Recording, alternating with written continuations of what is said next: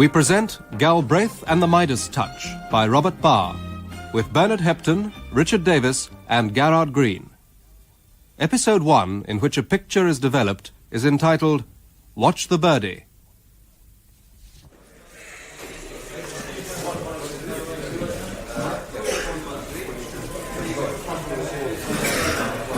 British Airways announced the arrival of flight CE-783 from Oslo. Passengers are now passing through customs.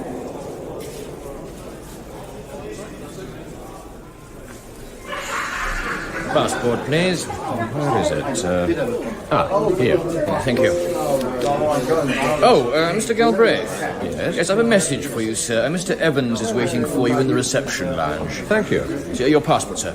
I hope you had a pleasant holiday. I have. It's through there, sir. Oh, come on.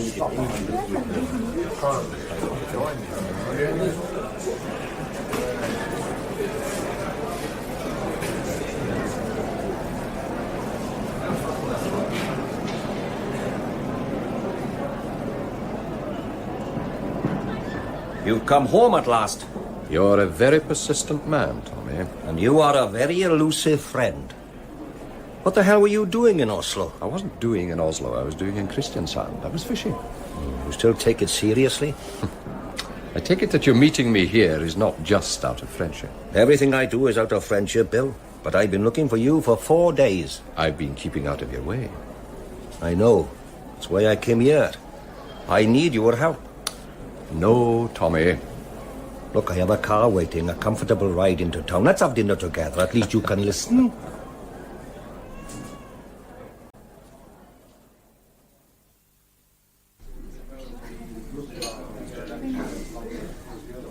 Well, how was that? The one thing I'll say for you, Tommy Evans, you always provide a good dinner. And the other thing you'll say? Your charm won't work. The last time you stood me dinner, it took me halfway across Europe and nearly got me killed. So long as you listen to me, that's all I ask. Oh, will we have coffee and brandy now or finish the wine? We'll finish the wine.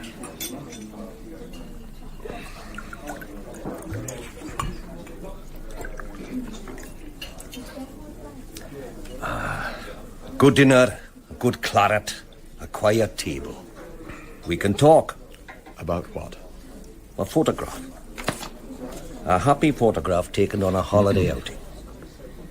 8 smiling men, 3 pretty girls. You know them, of course. It was taken some time ago, wasn't it? 4 or 5 years ago? Could be, by the look of the girls. And the man. A villain's day out. Southend? Oh, it might be a little posher than that, Bill. It shows a well-kept velvet lawn, the sun glinting on the distant sea. A summer's day, for sure.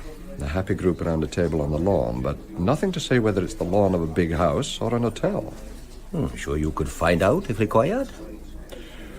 What is it you want to know? The men in the photo. Villains. But I don't recognize all of them. If they are, they said you never forgot a face. That's still true, Tom. But I never met all of this happy band. I wonder what they were being so happy about. 2 of the men have crayon circles around their heads. Do you know them? No. But you know the others? I'm not likely to forget them. But all of them have now retired from the rough and tumble of their trade. It wasn't the retirement party. No. Well, this one has now retired to the south of France to enjoy his hard-earned loot. This one has bought a little Greek island and lives under heavy protection. This one used his ill-gotten gains to buy an expensive gaming club in Mayfair. He considers himself respectable now, and so do his shareholders. These 2 were not so lucky. One retired to that big hold-up in the sky. He was murdered. How's that? Very good. Do you know the 3 women? I know 2 of them, that one and that one. And the one with the crayon circle round her head, I don't know. Why should the owner of the photo put a circle around the head of that woman and 2 of the men? Well, because he was like me. He knew all the others. Puts a circle around the heads of the ones he doesn't know, trying to trace or identify them. And so am I, Bill. Trying to identify them. Why? Look, when we finished our coffee, come back to my office. I'll show you why.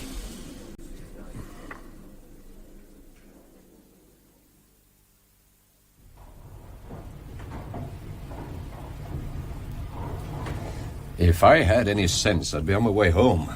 You'll be glad you came. You were once my commander, Tom Evans, but I resigned from the yard to enjoy my life. To go fishing, it was a waste. I don't want ever again to stand on drafty corners waiting for villains to turn up. These villains are now very rich. I don't care what they are. I mean, I only want your opinion. It'll just take a couple of minutes.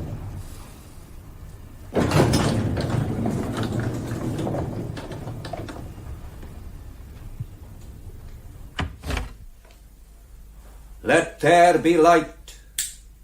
That's more like it. Come in, Bill. Your office still looks lush. You can have one just like it. Never. Now, what is it you want to show me? Oh, just be patient, boy. Exhibit number 1. A pocket. Now, a week ago, this pocket was still unopened and remained unopened, being held as security by a lady. The owner failed to return. Now, she was an honest landlady who couldn't bring herself to open personal property. She saw a name and address scribbled on the back of the pocket and took it there. You recognize the name? Could I forget? If I had a pound for every time I've locked horns with him. The best criminal lawyer in the East End, Bernard Finch. Well, it's no surprise his name was on it. He's defended every villain in that photograph. He opened it and sent the lady to me. Do you know what was in the pocket? What? These bonds, bearer bonds, stolen bearer bonds, to the value of £250,000, and this inventory of jewellery. A very precise inventory which suggests even to me a value of at least £750,000. Well, all top-quality stuff. The third item? A letter addressed to the owner of the pocket, which in any language offers a threat to his life. Saying, amongst other things, let sleeping dogs lie, settle for silence, or you will be silenced. It's addressed to Paul, a lad called Paul Carson. You can read it later. Now, the fourth item in the packet was the photograph I showed you. She took it to the address scribbled on the envelope. Bernard took one look at the men in the photo and sent her to me. Now, why should he do that? Well, because Bernard and I are old friends, and because he's out of it all now. About 6 months ago, he had a heart attack. He sold his practice, left the East End villains to their own devices. Lives quietly now, in a house in Highgate. But put all that aside, and think of the man who had in his possession this £250,000 in bearer bonds, and who was being warned to settle for silence or be silenced. I think he was silenced. I want to know who he was. The landlady will know. She doesn't. He's one of the unknown men in the photograph. No. It's time I was home, Tommy. This morning I was fishing happily in Norway. It's been a long day. Oh, there was one last item. Left behind by the young man who went out one evening in search of his quarry and didn't return. This. It's a bit unusual these days, Tom. A monogram cigarette case. Gold. Solid gold. The monogram on the outside, J.M. And on the inside, inscribed to Jackie M. So it wasn't the property of your friend Paul Carson? He had it, and he was looking for someone. Inscribed on the inside, to Jackie M. for courage beyond the call of duty. A good friend, September the 7th. It doesn't give the year, but the engraving is fresh. Courage beyond the call of duty. I mean, we haven't had a war for years. I think it was something criminal, something to do with that photo. Jackie M. Does it mean anything to you? What's your interest in this, Tommy? My interest is in the lad whose life was threatened. A lad who marked 3 people in that photograph and who left £1 million behind, suddenly. And in this act of friendship that went beyond the call of duty? Well, the packet came to me while you were away, Bill. I had to get Sammy Bavister. Him? Well, he's good. He knows everyone in the East End. He's only an informer. What is it you want? That's better. I'd like you to have a talk with Bernard Finch about why he sent this to me. But first I want you to see the landlady. She lives down in Camberwell, a Mrs. Palmer. Mrs. Palmer. And Bill, while you are down there, if you see Bavister, he can be useful.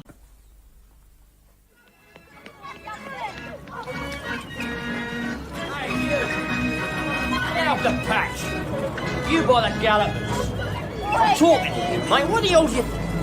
Oh, it's you, Mr. Galbraith. Sorry, I didn't recognise you. It's Nick Tully. That's right, Gaff. Sorry I was shouting like that, but this place is for kids. Orders are to keep the grown-ups off, especially men. Might be creepers. I'll remember. Yeah, what brings you down this way? Looking for Sammy Bavister. Can we get out of this noise? Sure, yeah, come into the caravan.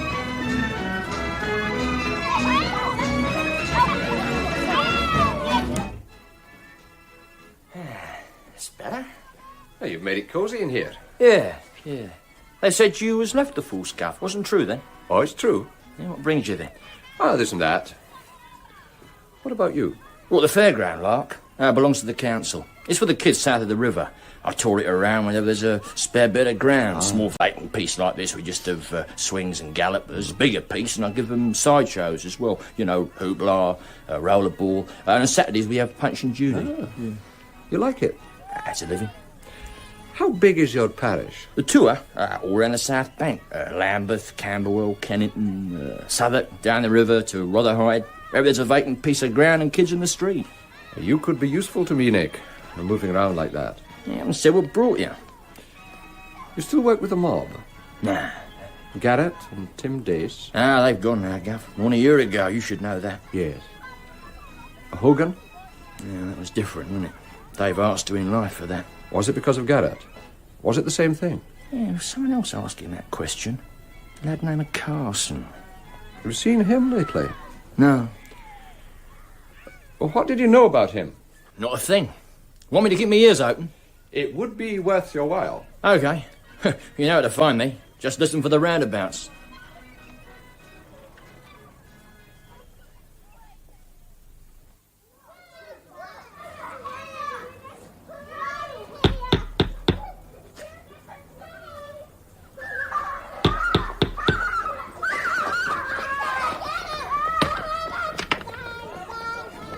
Mrs. Palmer?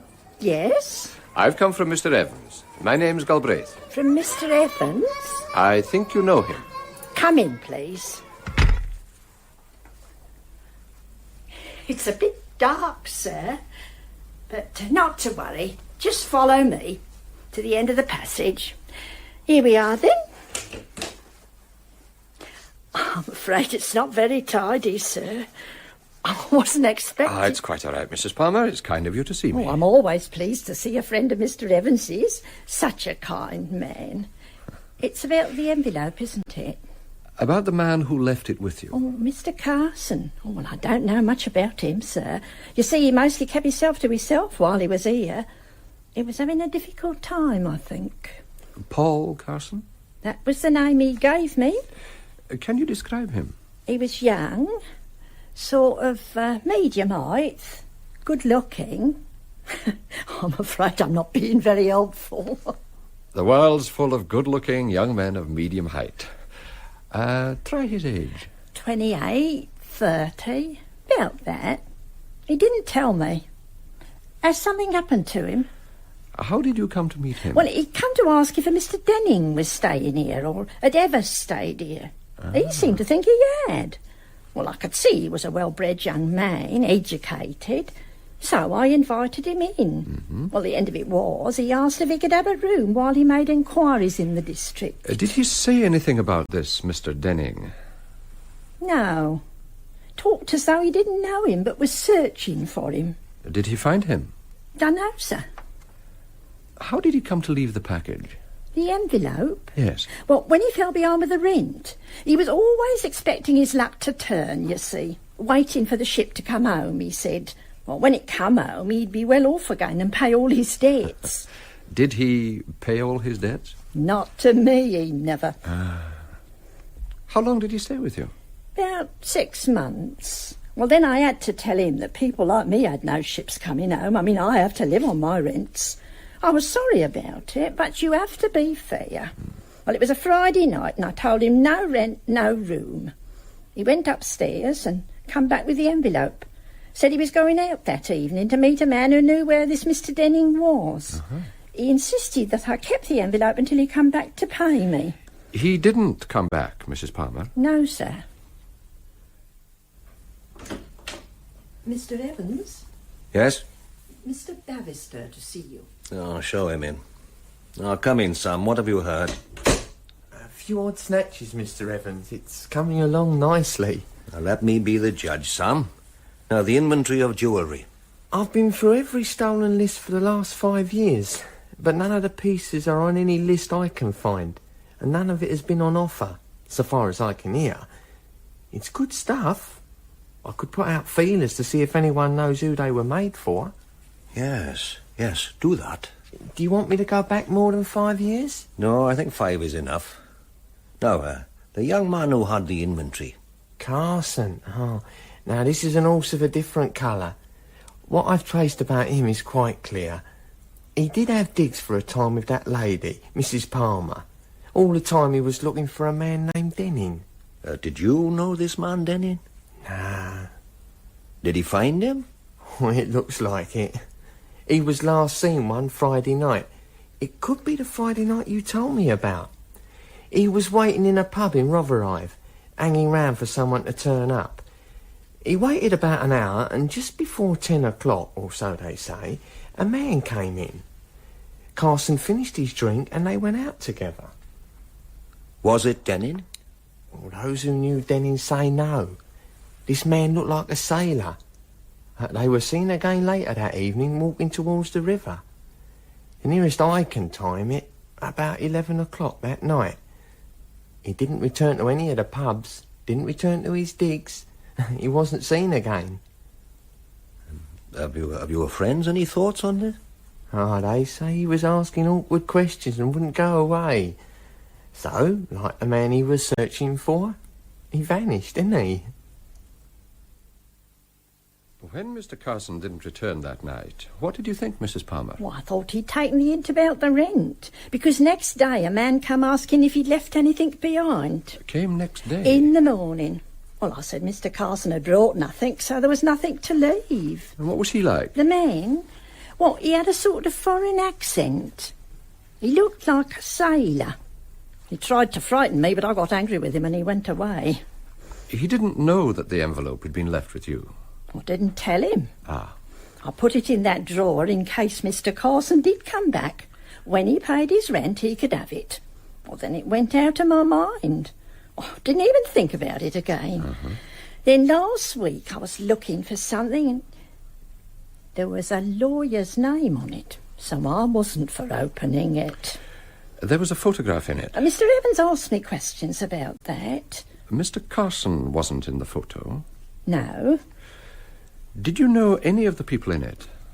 Criminals, Mr. Galbraith. Do you know any criminals? Oh, when you're born and brought up in a district like this, you can't help knowing some criminals. But some of us try to lead respectable lives. I have the photograph here. Will you help me? Of course. Do you know any of the women? Oh, I know all 3 of them. This one's Betty Garrett. She married that one at the table, John Garrett. They say he has lots of money now. Lives in the Mediterranean. Big house and all her orders. A villa. Do you know how he got all that money? Dishonest, I shouldn't wonder. Now, this one here is Daisy Hart. She married that one, David Hart. She weren't so lucky. Her husband's in prison. He's in prison for life, for murder. Oh, he killed the one who's sitting next to him in the picture. His best friend. Did you hear why he killed him? When you mind your own business, you don't never hear them things. The third woman, the one with the circle round her head. Oh, that's Rita Thomas. Oh, I knew her when she was just a kid in this street. Pretty, isn't she?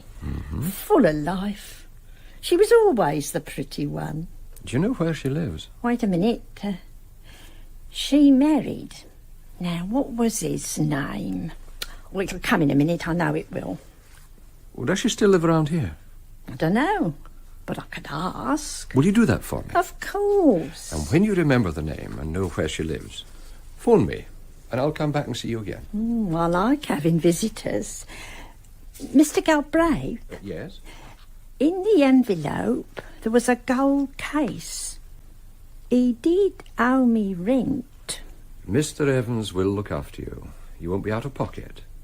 Goodbye, Mrs. Palmer.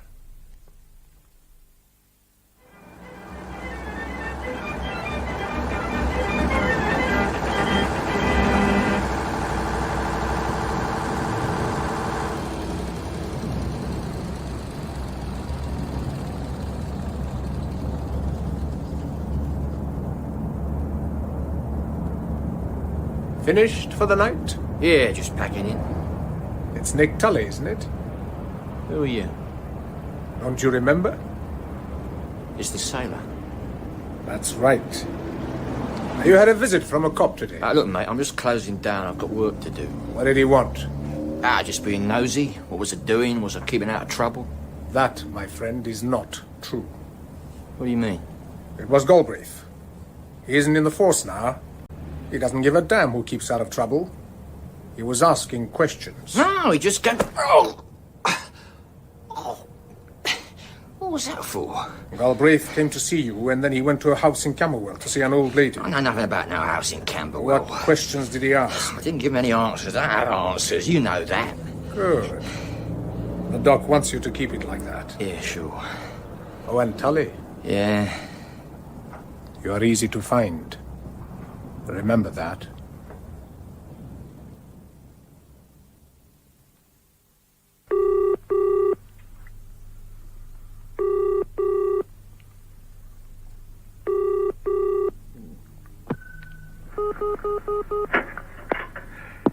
Bernard Finch.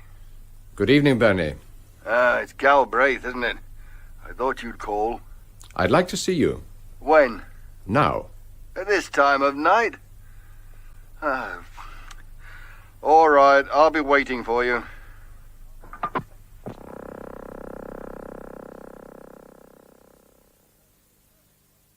Come in, Bill. What's so urgent at this time of night? Some questions. I didn't hear about your trouble, Bernie. I didn't broadcast it. Sold the practice and slipped away. I was in hospital at the time, intensive care. I nearly did slip away. You're indestructible. Well, I hope you're right. Did you drive here? I'll came by cab. Then we can have a drink together. Brandy? Thank you. It's a nice place to retire to. Bought with fat fees out of crime. That what you're saying? I didn't say a word. Oh, it's quiet, Bill. That's what the quacks say I must have now, quiet. Away from the fights and the tensions. Away from the courts. No more trials? That's what they say. You were a formidable defense lawyer. Sounds like an epitaph. I wasn't meant to be. Your drink. The crime. Cheers. You said questions. Tell me, Bernie, why did you, a criminal lawyer, a famous defense lawyer, send that envelope to an ex-commander from Scotland Yard? To Tommy? Mm-hmm. Do you want to know? Yes. First, because he is an ex-commander. He runs a private bureau now, international. Secondly, because he's the only ex-detective I would trust. There has to be a detective you can trust. You can judge that for yourself. Tom Evans thinks he has a personal interest in that packet. I know he has. Tell me. We'll start with the photograph I sent him. Some men and women are having a pleasant time at the seaside. Uh-huh. 6 of the men were your clients. Of course. Our courts say that everyone is entitled to the best defence under law. Mm-hmm. I could provide it. But this is different. The crime that package tells of has not yet been discovered. The photo was taken about 4 years ago. We could both guess at that. Add together the criminal expertise of the men in that photo, and what do you have?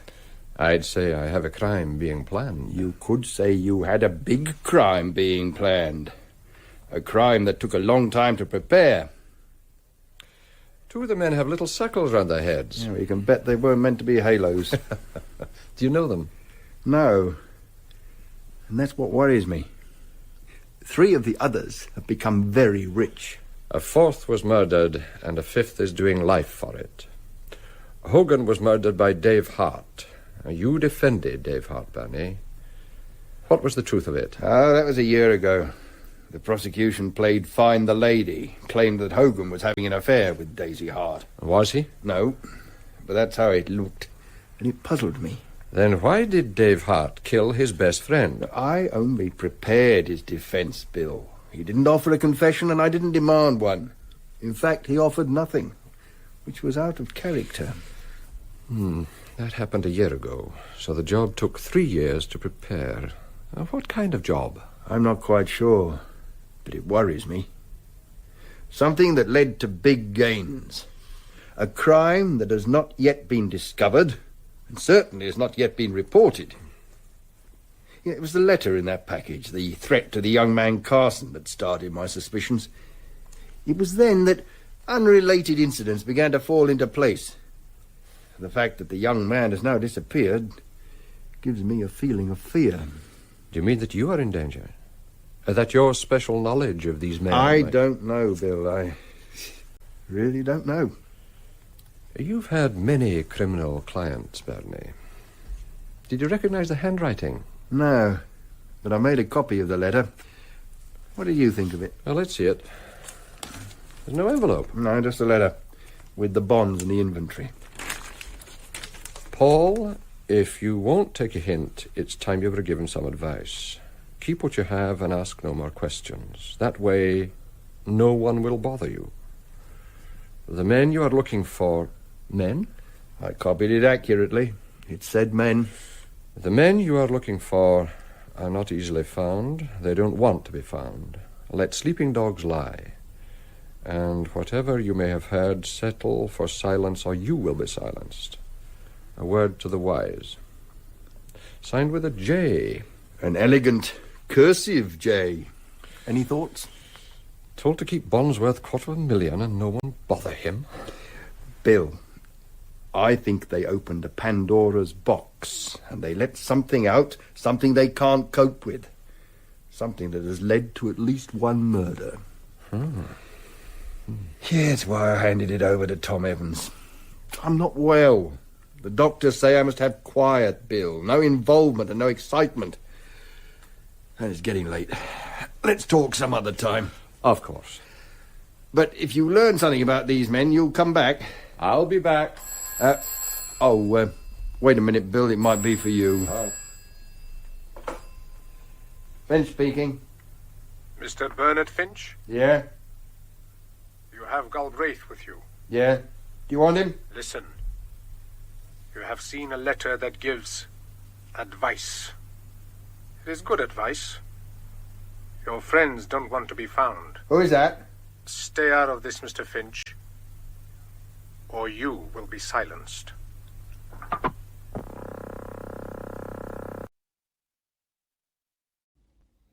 The first glister of gold appears is entitled, Who Goes Next? It has always amazed me how quickly events can reach out to ensnare you, especially if they are criminal events. It seemed only yesterday since I was fishing contentedly on the shore of Christian Sand. Later that afternoon, in London, my old friend Tom Evans, a great ensnarer of people, asked me in his soft Welsh way if I could help him identify some men in a happy holiday snap. A clutch of top-class criminals who, since the photograph had been taken, had scattered to the winds to enjoy the lush profits of their criminal trade. I could identify them all, except two. By the way, my name's Galbraith, Bill Galbraith. The photograph had been among the effects of a young man named Paul Carson, and had been found by his landlady after he had suddenly vanished. With the photograph had been a letter threatening his life. Keep silence, or you will be silenced. In an attempt to trace the two unknowns in the photo, I had paid a visit to an East End criminal lawyer who had, in the past, known the others. If anyone would know the two unidentified men, it would be him, Bernard Finch. But I was wrong. And while I was there, he had a phone call.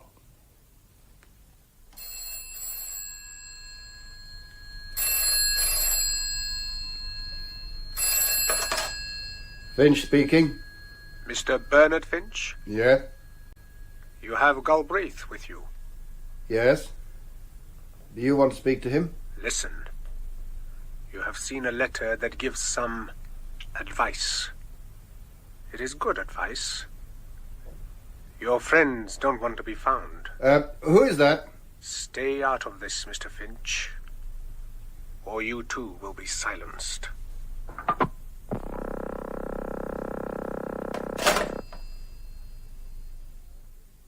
You were with him when the call came through? I was just leaving. He went back to answer it. Did he recognize the voice? No. Was he worried? It takes a lot to shake Birdie Finch, but he was shaken. He had already been worried about what he found in that package. Says it's why he sent it to you. Some of them were his clients. He has defended them. So, he knows where skeletons are hidden. Bill, they are protected. The client is protected. Well, he knows that. The villains don't. Or they can no longer trust in it. When we were discussing the photograph, he put it like this. He said the men in the photo were busy forging a key to Pandora's box. They have now opened it and found wealth and something else.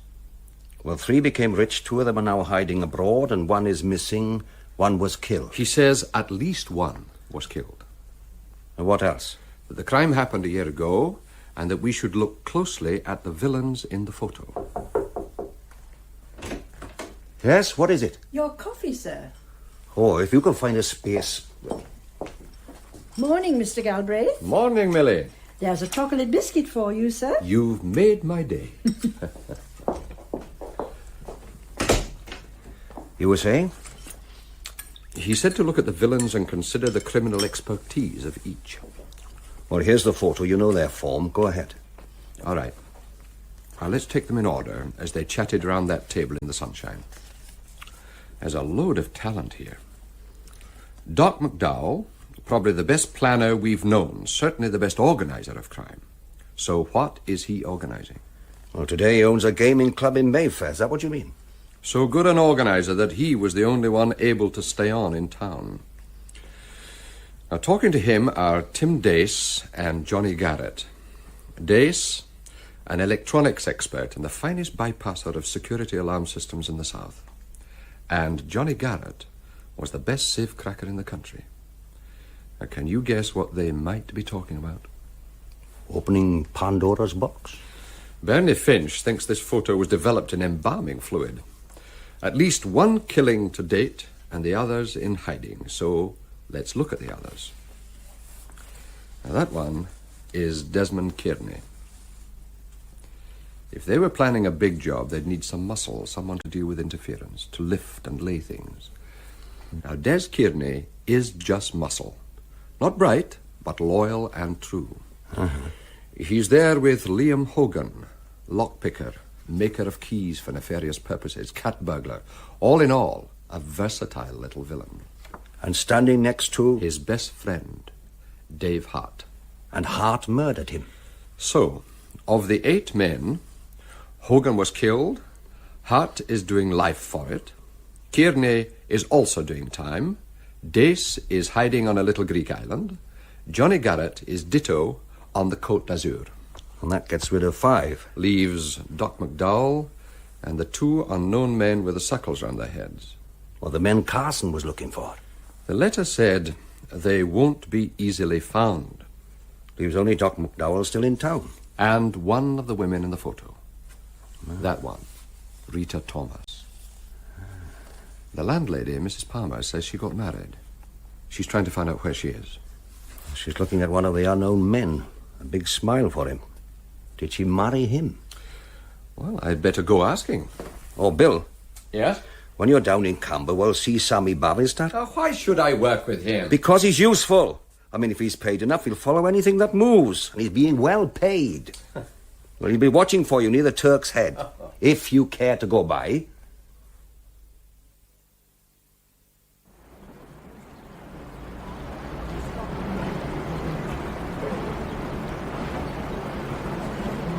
Mr. Galbraith?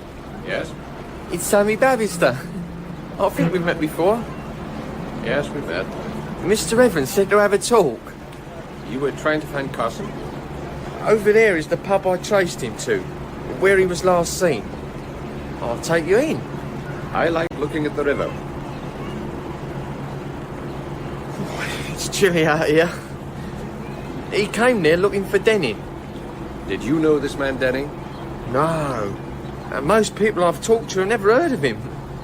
But I've met a few who say they knew him. Say his name was Harry Denning. I could point them out in the pub. Just tell me what they said. They said he was a wheelman, a good getaway driver, but he was also smart and had no form.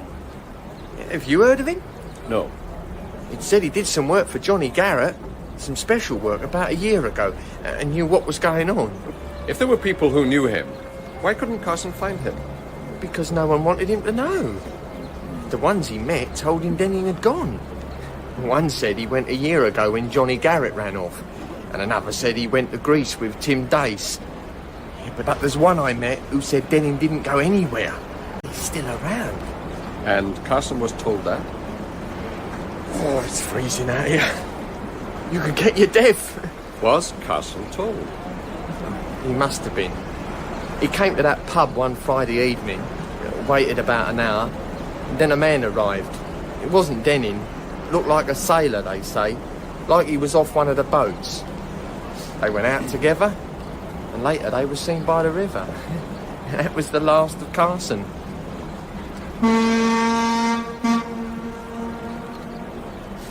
We'll find out about Harry Denning, where he lived, where he was last seen. You can go into the pub now and get warm. Thanks. Thanks a bunch.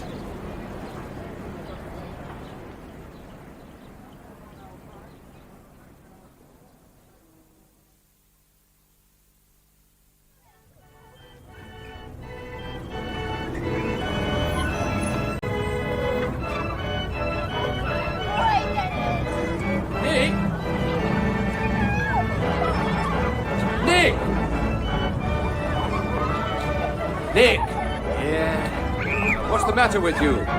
Were you trying to hide? Me, Gov? Nah, busy, that's all. You didn't get busy until you saw me. I want to talk with you. I have to keep my eyes on the kids. You can watch them from the caravan as before. Ah, all right. Let's talk.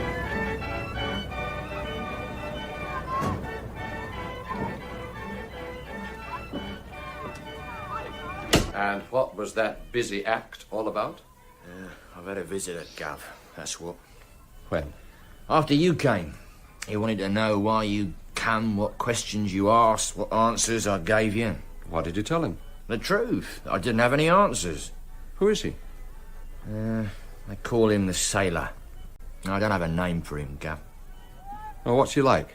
I look sort of foreign, Cypriot or something. Maybe Greek, I don't know. Well, what did he want? You. He knows you came here and he says you went to a house in Camberwell asking questions. Did you? Yeah.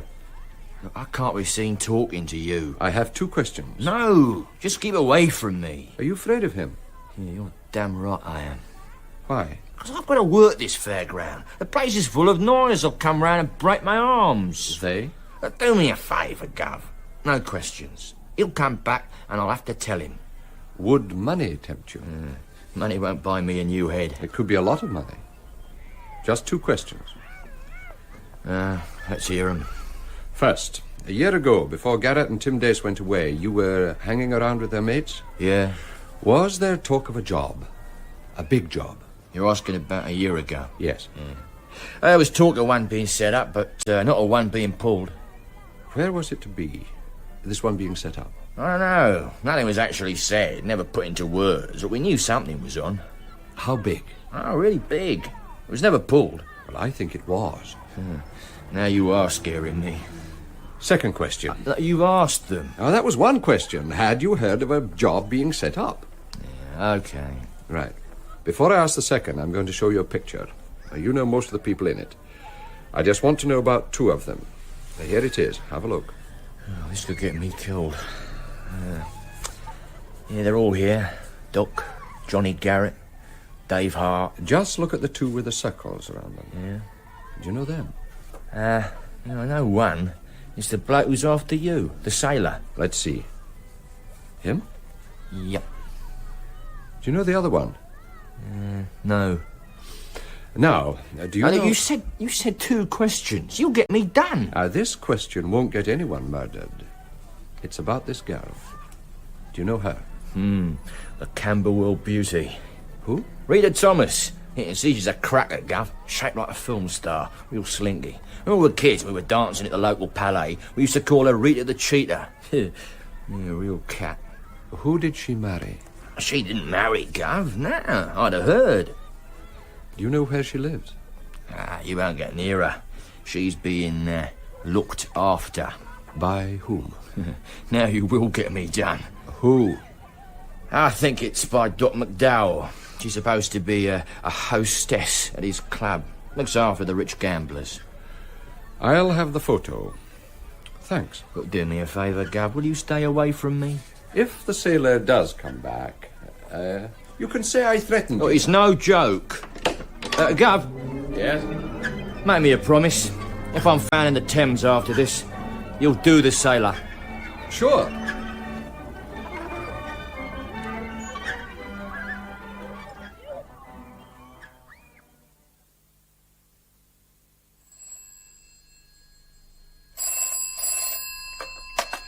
Evans, who is it? Bill Galbraith. Hello, Tom. Oh, how's it going, Bill? It's beginning to come together. I now know one of the unknown men. When can we meet? Or later, Bill. Something else has come up. Ah, You know Bernard Finch's old law office in the city? yes. He wants to meet you there. They've had a visitor.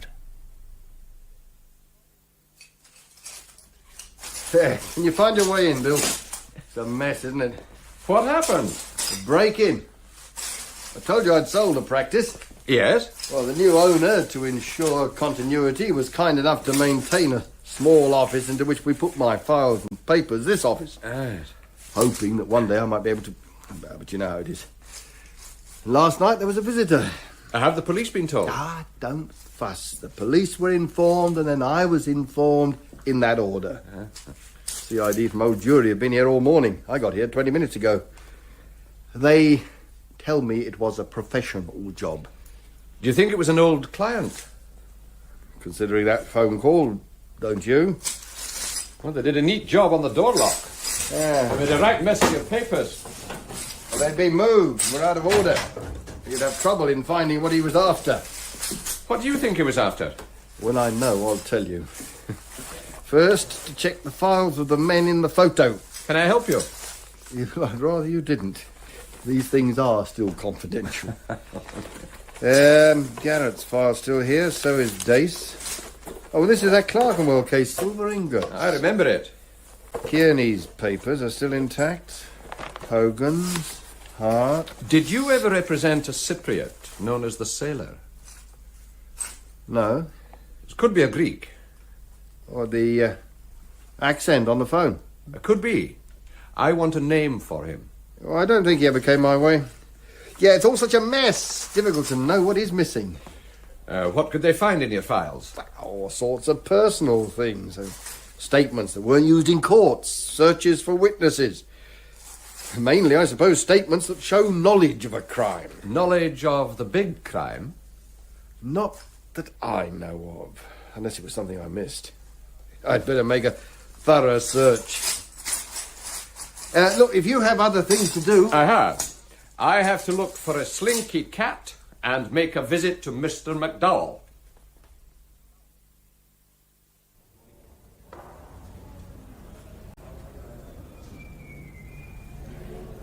Can I help you, sir? I would like to see Mr. McDowell. Are you a member of the club, sir? Tell him Mr. Galbraith wants to see him. Yes, sir.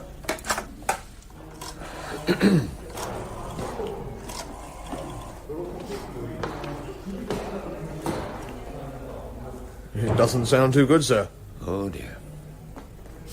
I don't think Mr. McDowell is... Ah, Mr. McDowell, this is the porter, sir. There's a friend to see you. Mr. Galbraith. He said Mr. Galbraith. Tell him it's an old friend. Look, let me speak to him. Hello, Doc. How are you? Who is that? Your old friend, Bill Galbraith. What can I do for my old friend? You could invite me into your office, get me past the door. Why should I do that? I'm the bearer of news. And if I say no? I leave that to you. Wait there. I'll send now Mr. Fenner. He is sending Mr. Fenner.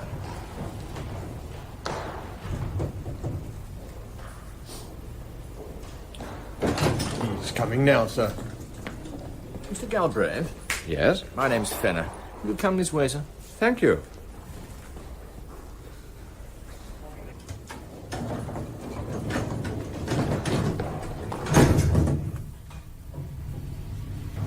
You been to the club before, Mr. Galbraith? No. You a gaming man, sir? There's some who might call me a gambling man.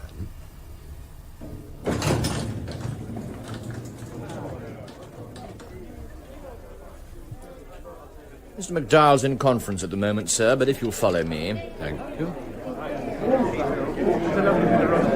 Now, this is the main gaming room of the club. We call it the social room. In the smaller rooms, we have the more serious games requiring concentration and quietness.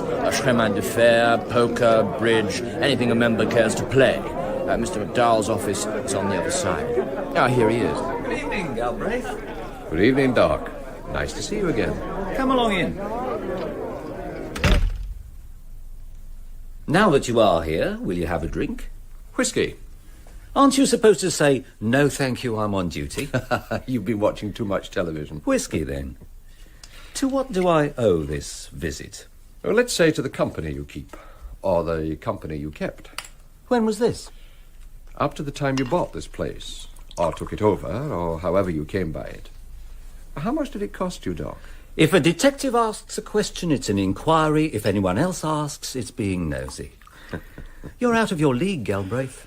How far out? From here to the moon. You saw the play. We have members here who can afford to lose more in a night than you'll earn in a lifetime, and lose it happily. You drink. To crime. To luck. I have fellow directors from the highest ranks. Household names. The best households, of course. Now you understand.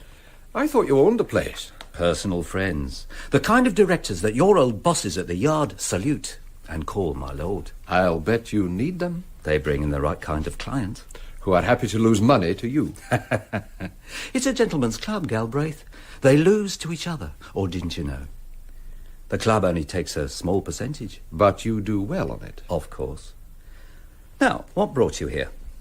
To see how you live. I doubt it. And to talk about some of your old friends. The ones who scattered to the winds just before this happened. Garrett, Dace, Denning. Who? I could go on. Kearney, Hart, Hogan. Never heard of them. Have you forgotten already? I'll top up your glass. Thanks. Say when. When?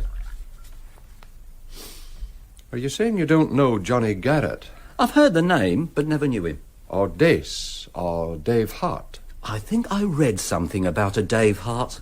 In the papers, wasn't it? But you never met him. You must know, Galbraith, that there was never any need for me to meet anyone. Then tell me, Doc, how you came to be chatting with them, to be photographed with them. I was what? Photographed. Have a look. Let me see. You're talking to Garrett and Dace and smiling across at Hogan. And you say you never met them. Where was this taken? You tell me. You were there.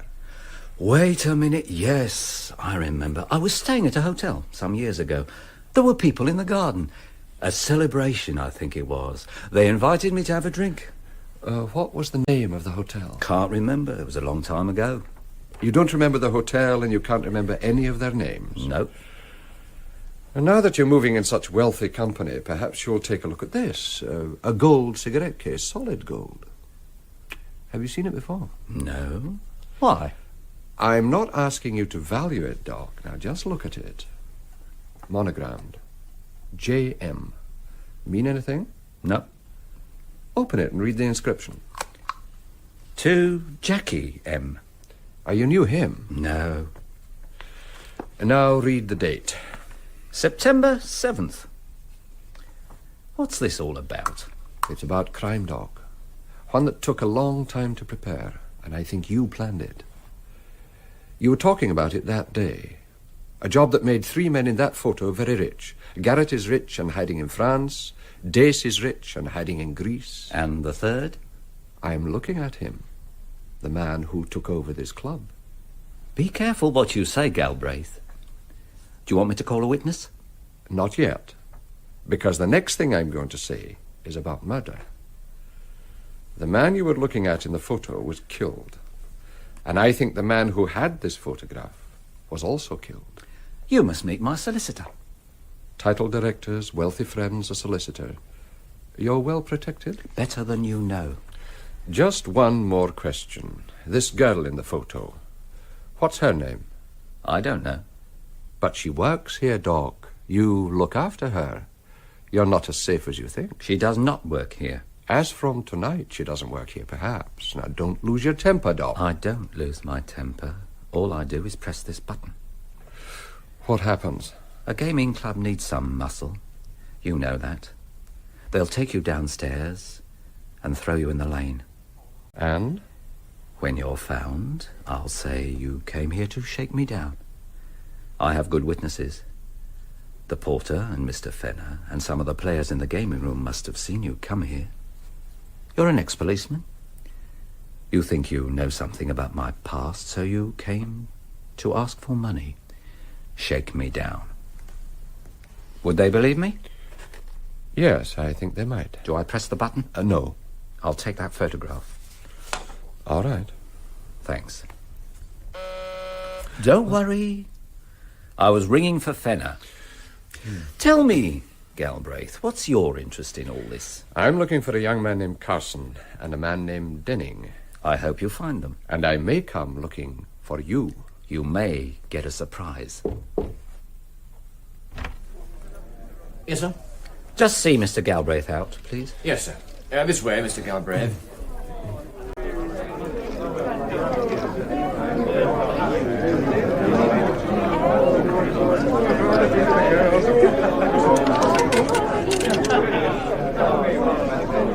The porter will be waiting for you downstairs.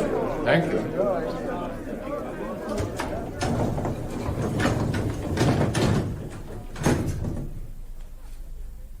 Mr. Galbraith has gone, sir. Thank you. Send Miss Thomas in. I'm sorry, Mr. McDowell. Miss Thomas isn't in the club tonight. It's her evening off. Then find her. I don't know where she'll be, sir. In future, you must know where to find people. All my personal staff, on evenings off, will leave a note with you where they can be found. Yes, sir. I'll see to that. Is Mr. Andreas in the club? Yes, sir. Then send him in. Yes, sir. Main door? This is the porter, sir. Do you know where Miss Thomas is? No, sir. Thank you. Come. Come in, lad, and close the door. The door is closed. Galbraith was here. I saw him. Now tell me, who's Galbraith been talking to? 4 or 5 people. It's difficult to keep close to. Who? Lawyer Finch, a police informer called Bavister, a lad who runs a fairground for kids, Tully. Oh, and that landlady in Camberwell, Carson's landlady. His name wasn't Carson. Have you found who he was? Not yet. You were supposed to get him off my back. I won't trouble you again. He is troubling me. Galbraith came here with a photograph. That meeting in Bournemouth. It could only have come from that Carson. No, I checked him out completely. Galbraith also has a gold cigarette case. I recognized it. On it is J.M. And you know where that came from? Yes. Somebody thought he could make use of it. Inside has been engraved to Jackie M. Jackie Mallory. Yes, Jackie Mallory. It says, our good friend. And the date is there. September 7th. Who would do that? Denning? Ask him.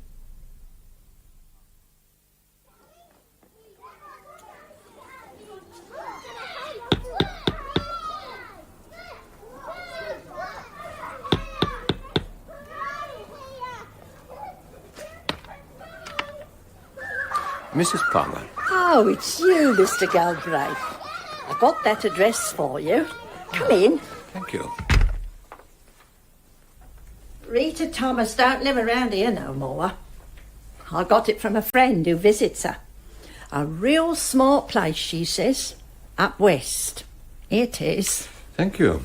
Did you find out if she was married? Oh, she married all right. And was widowed too. And such a pretty girl. Her married name? Mallory. She married a man called Jackie Mallory. And The Informer Bavister by Eric Richard. We present Galbraith and the Midas Touch by Robert Barr, with Bernard Hepton, Richard Davis, and Garrard Green. Episode 3, in which we find the love of gold is the evil thing, is entitled Pandora's Box. I had been brought into this case by my old friend Tommy Evans with only 2 points to go on. One, a photograph of a happy meeting of London villains, all of whom I knew except 2. The photograph had something to do with crime, big crime, money and murder. And the money was in millions. Second item, a cigarette case, an old-fashioned solid gold cigarette case, with, on the outside, a scrolled monogram, J.M., and on the inside, freshly engraved, to Jackie M. I was asking myself, Jackie who? Oh, by the way, my name's Galbraith, Bill Galbraith. I was also trying to trace one of the girls in the photo, a very pretty London girl named Rita Thomas. I'd been told that since the photograph was taken, she had married. I now learned that she had not only married, but was already a young widow. Suddenly. And she had married a man named Mallory, Jackie Mallory. And you think this is Jackie M? I'm sure of it, Tom. Well, have you time to eat? The pie is good. No, coffee will do. Have you found the girl? I have her address. A flat off Park Lane, paid for by the gaming club. It's not bad for a little girl from the East End. But she hasn't been there for a couple of days. She's away visiting a friend. You better find her before McDowell gets to her. Did you check on the gaming club? It's as you said. He bought it, legitimately. What did it cost him? His share, about $1 million. There are other shareholders, but he's the biggest, the owner. When did he take it over? Last October. And where did Doc McDowell get $1 million? To be precise, it cost him $900,000. All right. Where did he get $900,000? Oh, it's all nicely complicated. He became a member of the club. He was lucky and won a considerable sum of money from the previous owner. He bought the club with a nice mixture of gaming debts, collateral and cash. Very difficult to tie down or find fault with. Tommy, in September of that year, there was a crime. I don't yet know what job was pulled, but 3 associates, criminal associates, became very rich. Garrett became rich and ran off to France. Dace, an electronics wizard, became rich and is hiding on a Greek island. And in October, McDowell buys this very exclusive gaming club. I don't believe he won the money. It would be hard to prove he didn't, Bill. McDowell was a planner. I mean, you said yourself, one of the best. He could have planned himself a system. Tommy, we're not just talking about theft, we're talking about murder. Hogan helped him, and he's dead. Carson asked questions, and Carson is dead. And now we're told that this Mallory is dead. Jackie M. Friendship beyond the call of duty. What duty? That murder doesn't fit with his gaming club. No, but it fits the people in that photograph. And with Doc McDowell. He's really living on the fat now. Tells me he has fellow directors straight from Debrett. It's true. I've seen a list of his fellow directors. The creme de la creme. From the hunting counties, from the city, and from Parliament. He says he has members so wealthy that they happily lose more in a night than we earn in a lifetime. Annoyed you, did it? No, never. His luck may have changed him, but it hasn't improved him. You're annoyed about something. What did he do to you? He reverted to type. Threatened to have me roughed up and thrown in the lane. When I was found, he'd say I was an ex-copper asking for a cut. He would have been believed, too. And now Bill Galbraith will show him who is boss. I'll show him who is right. However influential his new friends may be, Tommy, however rich he is now, there's bound to have been a flaw in it. Bound to have been a weakness. I'll find it. Now be careful, boyo. He also employs the best lawyers. He's very well protected. I wouldn't back his lawyers against Bernie Finch. Bernie is very annoyed about that break-in. That makes 2 of you. Oh, if you're coming back to the office, I'll give you a lift. I want to talk to Bernie. I'll get a cab. All right.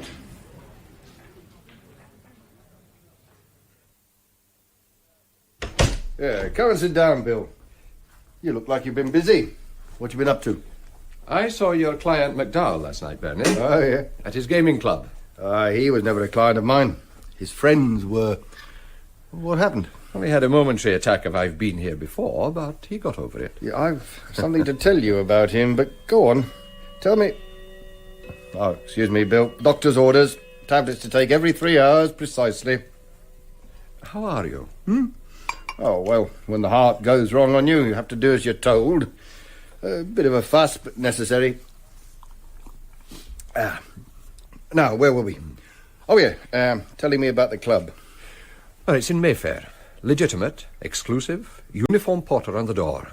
Inside it spells cash in the nicest possible way. Free caviar, free lobster, free drinks, and wealthy members losing money so fast you'd think it was kiddie cash. I'm told it cost him £900,000 to buy in. Did you handle the legal side for him? I didn't even know he had that sort of money. Or that he was interested in gambling. In fact, he never was. The doc would never take a chance, not in that way. What do you know about him? Oh, as from today, not very much. That break-in at my office. His file's gone. McDowell's file? Yeah. What was in it?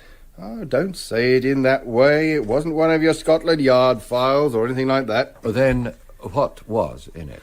Well, so far as I can recall, nothing that was worth a burglary. Nothing that was worth calling attention to it. Well, he was never charged with a crime, so I never had to prepare a defence for him. He was a known organiser of crime. The file on him in criminal intelligence is as thick as a shoebox. Maybe, but in my world, his file was thin. Well, there must be something they wanted. Now, what would it be? Well, it's some time since I saw it. Some letters, I should imagine. Some statements in defence of friends. Letters from others saying he could confirm their story. I mean, defence lawyers do as much probing as the police, but in a quieter way and on behalf of the accused. He made a statement in defence of Hart, but it was never used. I suppose that file could have connected him with certain others in his early days, and someone thought it should be destroyed. He thought it should be destroyed. That is an assumption. Was the threat to you an assumption? It was. It assumed that I'd be influenced by it. And were you? Do you want to talk here, or do we go into the garden? Let's walk in the garden.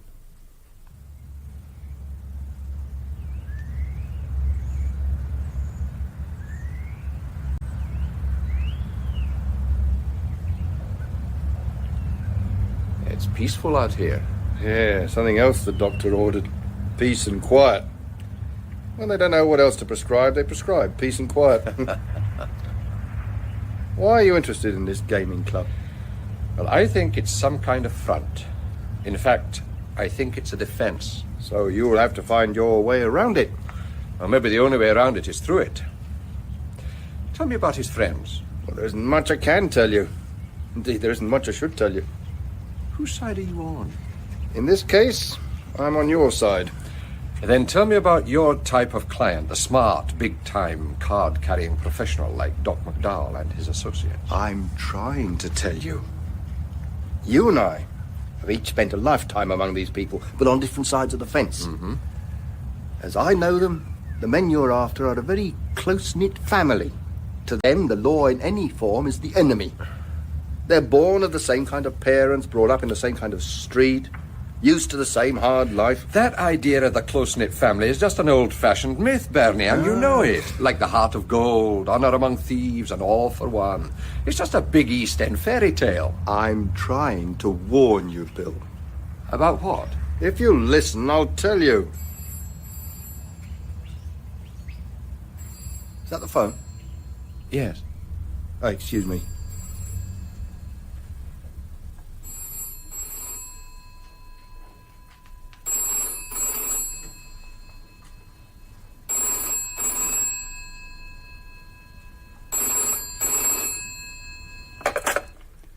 Finch speaking. Who? Oh, hello, Tommy. Yeah, he's here. Tommy Evans, for you. Thanks. Hello, Tommy. Oh, I have some news for you, Bill. A new development. Sammy Bavister wants to see you. Urgent. Why me? You asked him to trace Denning. Yes? Well, while asking about him, he got a new line on Carson, and he wants to see you. Where? Well, near where he talked to you.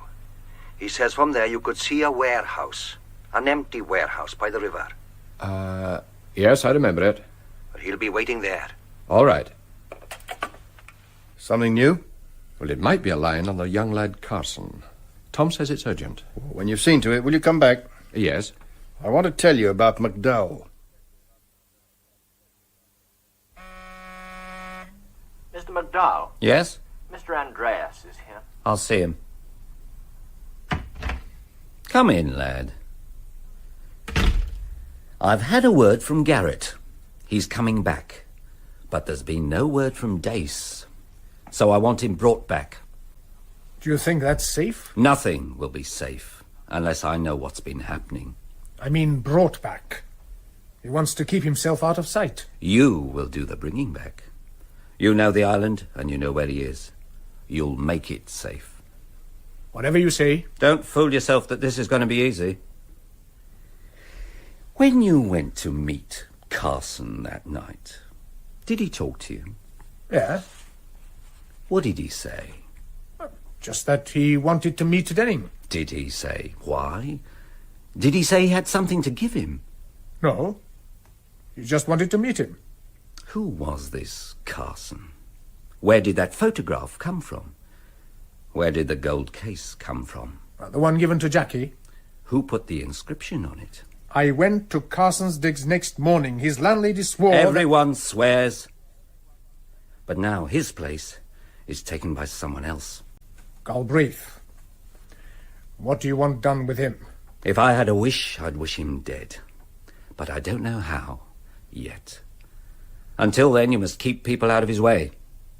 Who did you say he's been talking to? The old lawyer Finch. No, the police informer. Oh, Bavister. See that he learns what's healthy for him. Do it now.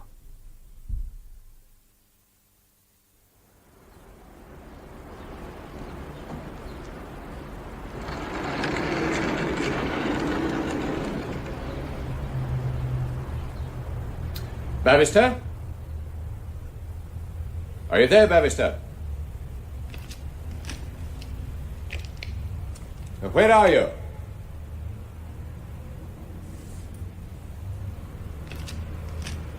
Bavister? Bavister?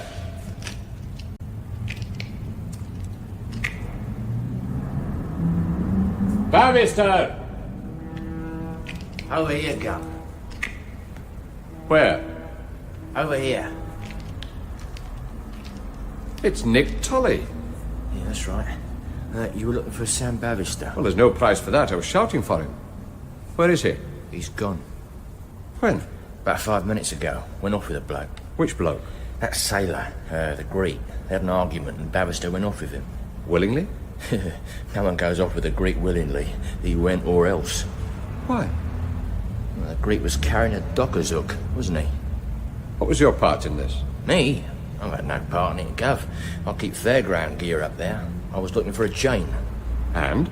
I heard some voices, came to the top of the stairs and saw Bavister down here waiting, and the sailor coming in. They had a talk and an argument. Did he see you? You must be joking. Would I want him to see me? And then? They went out onto the wharf, went back to look for the chain. And I heard you shouting for Bavister. Where do you keep the fairground stuff? On the next floor. You don't believe me? I believe you, but I'd like to see it. All right. Up we go. Watch out, Gov. Some of the boards are rotten. Be careful.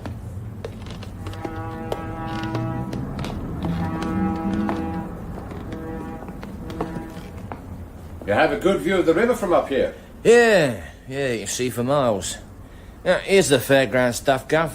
Believe me now? Yeah, sure. But don't try being the artful dodger with me, Nick. What do you mean, Gov? You know more about this than you're saying. Why would the sailor come here for Bavister? Must have seen him come in. He'd been looking for him because Sammy's been asking more questions and that sailor doesn't like questions being asked about his friends. I told you that. I'll tell you something else. If the sailor had known that you were coming here, He'd have been waiting, and it wouldn't have been healthy, Gov. Why not? Ever been impaled on a docker's hook? It frightens you, does it? If you had any sense, Gov, it would frighten you. You'd get out of here. You were in with the mob? No, I knew some of them, that's all. Sometimes worked with them, but I was never let in. I don't know any answers. Then give me someone who does know them. Well, if I did, you'd stop coming for me, yeah? Well, if you gave me the right man. Like someone who knows Rita Thomas? Oh, there's a lad who knew her. Knows a lot more besides. And it's someone you know. You can make him talk. The name? Now, come on. Well, you leave me alone. Yes. It's Lenny Thorne. He was in with them. He was on that job. And he knows Rita. She was his first date when the backside was out of his trousers. And things are different now. Not for him. He lost out on it, so maybe he'll talk. Well, you keep away from me. When I find him? Have to call him pretty late. He never gets home till after midnight. I'll give him time to get to bed.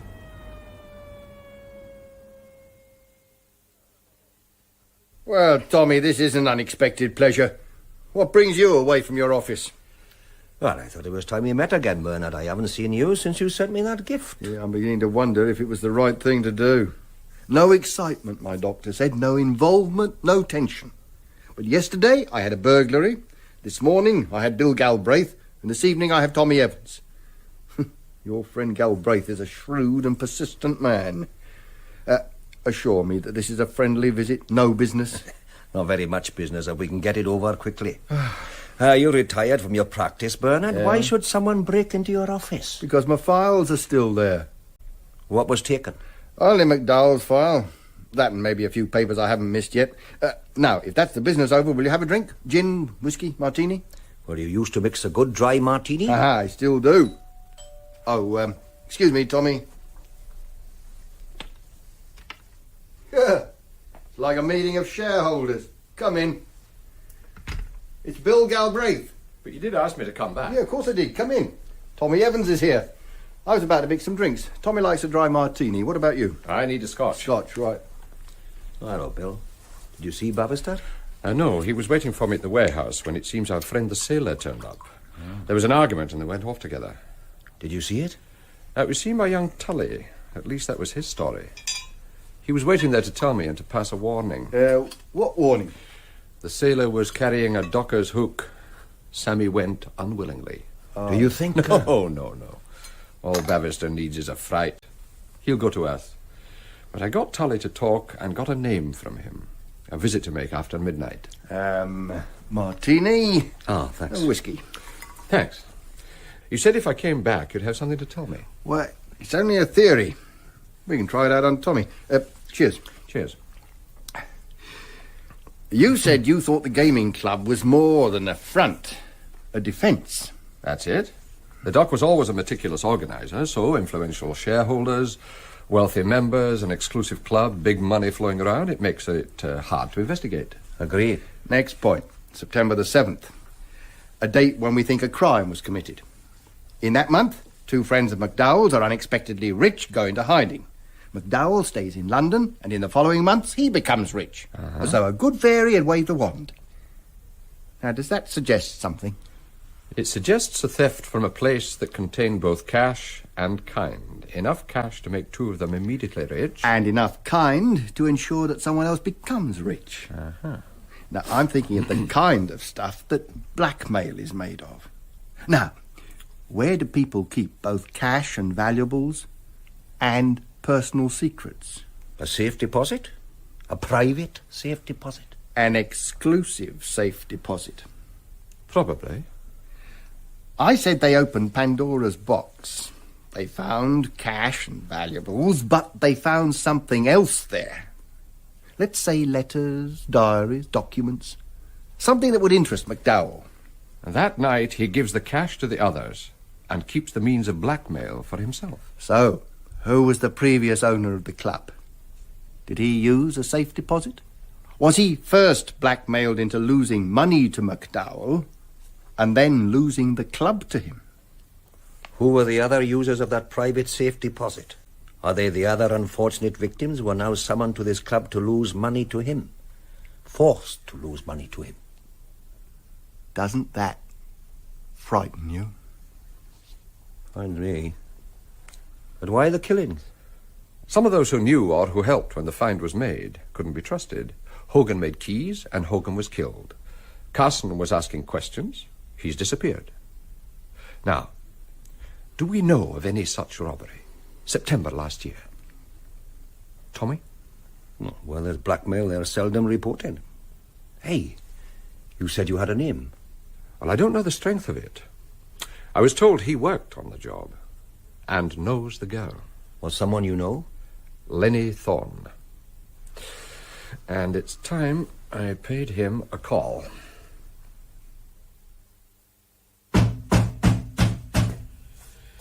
Okay. Okay. Pack it in, will you? I'm coming. Oh, who is it? Oh, you took your time. It's Galbraith. Oh, you? At this time of the morning? Now, what's the difference, Lenny? We're both awake, aren't we? But it's 2 a.m, mate. Are you keeping me on the step? Too bloody right. I can wake the neighbours. Oh, okay. Coming. If there's one thing I can do without at 2 a.m, it's a comical copper. Were you asleep? What do you think? This way. I don't suppose I'll get any more sleep tonight? No. Well, isn't this where you show me your warrant, call in the heavies, and I say it's a frame?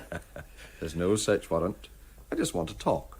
You mean you woke me at this time of night and you don't have a brief? You got a nerve? We've both got a nerve, Lenny. Why don't you put on the kettle and we can have a cuppa? You don't change, do you? No. I could tell a few stories about you. I'm sure you could. But tell me about Rita. What about Rita? As I remember it, she's got a soft spot for you, Lenny. You were her first date. You got a long memory. Are you after her? Cross my heart, Lenny. Now, I can do her a good turn. Keep her out of trouble. How? A word in her ear. To be somewhere else on a certain night. What kind of trouble? Well, I thought you would know. You haven't put the kettle on. I don't know why I fall for it. Why should you bother? About what? About all this, about Rita. I help her, you help me. Oh, I knew there was a catch. What are you on about? I'm on about some other friends of yours. Garrett, Dace, Kearney, Denning. I haven't seen any of them in more than a year. I can't help you. They got fed up with London and went off to the sun. Well, why didn't you go with them? I like it here. And I've come about a date. September 7th. You know about that? They did very well that night, didn't they? Yeah. And you were there. I was... where? You've forgotten the kettle. Oh, yeah. Tea or coffee? You have coffee? Instant. Oh, no thanks. How right you are. So it's tea. You were, saying? Where did it happen? Oh, if you don't know that, you know nothing. Do you take milk? No. But I'm beginning to remember something. You were a tunneler, Lenny. Never. There was a job down in Brighton, a bank. 2 did the tunnelling in. Des Kearney was one, and you were the other. You're fishing again. Do you take sugar? Now listen to me. On September 7th, it was a tunnelling job. You and Des Kearney did the digging. You said this was about Rita. I said it was about Garrett. If you've no brief to show me, just drink your tea and go. I've something else to show you. Have you seen it before? Hey, Harry Denning had that. I'll read the inscription. It says, to Jackie M. for services beyond the call of duty. A good friend, September 7th. We both know Jackie M. Yeah? Mallory. He married Rita? Yes, he married Rita. Who was he a good friend to? Denning. And what was the service? You've no brief to be here, just drink up and go. I have a photograph of Rita in bad company. Show me. There. Oh, that. Have you seen it before? Of course I have. I took it. Of course. Someone had to take it. What do you mean? Well, it's not just 8 men, it's 9 men. You were there. You took the picture. Where was it taken? You're making trouble again. Doc McDowell didn't know it had been taken. All his villains lined up. I took it for Rita, that was all. She wanted a picture. Of Jackie Mallory. He wasn't there. Just a picture at the seaside. What were they talking about? Now, the doc now has a copy of that photo, Lenny. But he doesn't know who took it. Yet. Seems it was the worst day's work I ever done. What's it you want to know? What they were talking about. Well, he didn't tell me. Well, what was the service that Mallory did? He got rid of Liam Hogan. And Dave Hart went down for it. Oh, we couldn't stop it. The doc fixed it. There was no defence to it. Then he got rid of Jackie. And made Rita a widow. Does it give you a chance? No. She's being paid for what happened to Jackie. Big flat. Don't want for anything. I don't blame her. She didn't have much when we were kids. Until you struck gold. Some of us wanted no part in that. I'd rather be where I am. This job, Lenny, where were you tunneling? I didn't go in to look. The doc went in and Hogan. They were in for hours. And then? Oh, they sent for Garrett and Denning. After that, the rest of us were told we could shove off. I want to talk to Rita. You don't know what you're asking. They do us both. They do Rita just like they did Jackie. They might kill you anyway. Why don't you go somewhere else, Galbraith? Go and see Denning. Is he around? Yes. Yeah, and he went in. He saw it all. Where is he? In town. I'll get him for you. And Rita? Well, I'll have to talk to her first. I thought we were free of this. Look, Galbraith, why don't you wait and see Denning?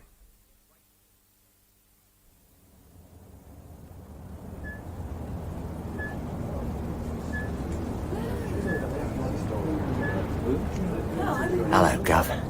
Yeah? Ah, it's Nick. Yeah, that's right. I wondered if you'd come back. The cop's been here since midnight, just pushing off.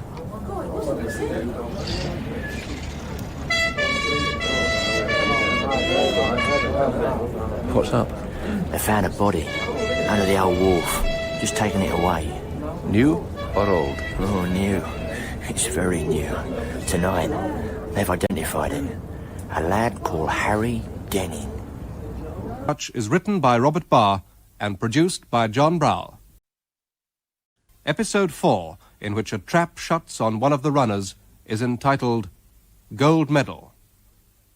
If you're afraid of wolves, they say don't go into the forest. I was already so deep into the forest that it was too late to be listening to warnings. Or so I thought. I had 2 danger spots. The main one was a planner of crimes named McDowell, the organizer of a group of first-class criminals for whom I was searching. By the way, my name is Galbraith, Bill Galbraith. I had been brought into the inquiry by an old colleague, Tom Evans, who had hired me to trace a lad named Carson. Carson had vanished, so I had gone in search of a villain named Lenny Thorne. Thorne had told me that the man I needed most was Harry Denning.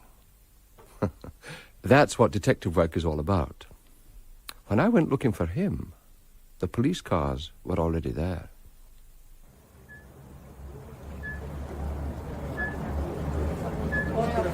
They found the body down there, under the wharf, just taking it out. New or old? Oh, new. It's very new. They've identified it. A man called Denning.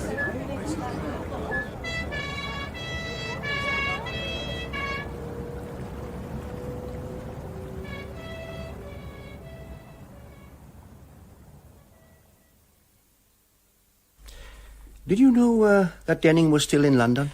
No. All I know for sure about him is what your friend Bavister said, that he had done some special work. Lenny Thorne confirmed it. He said that when they had tunneled through to the treasure house, Denning was there and knew what happened, and that he was smart and had no police record. Oh, did you see who was in charge at the wharf? They were all from M Division. Jeff Collins was in charge. He's chief inspector now. No one from the yard? No.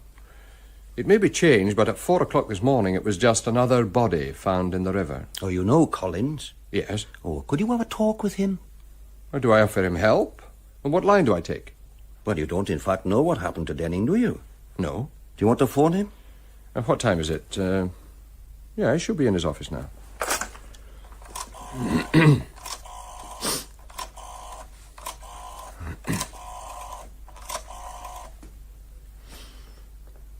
Oh, may I speak to Chief Inspector Collins? Yes, I'll hold on. Yeah, he's in. Hello, Jeff. Bill Galbraith. I hear you were busy down on the river last night. How busy are you this morning? Well, I might be able to help you. Sure. Yes, I could make that. I look forward to it. In half an hour in the Swan.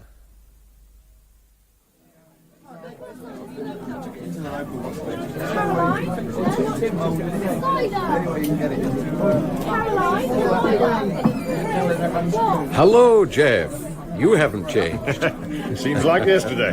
How are you, Bill? Fine. What will you have? Beer? 2 pints, please. Sap? Last time we met was at your going away party. All the brass were there. Oh, yes. It wasn't so long ago. There you are, sir. 2 pints. Thank you. So. Let's move away from here. Right. You said maybe you could help me.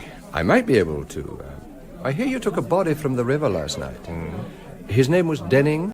Yeah. Have you an address for him? Not yet. What's your interest, Bill?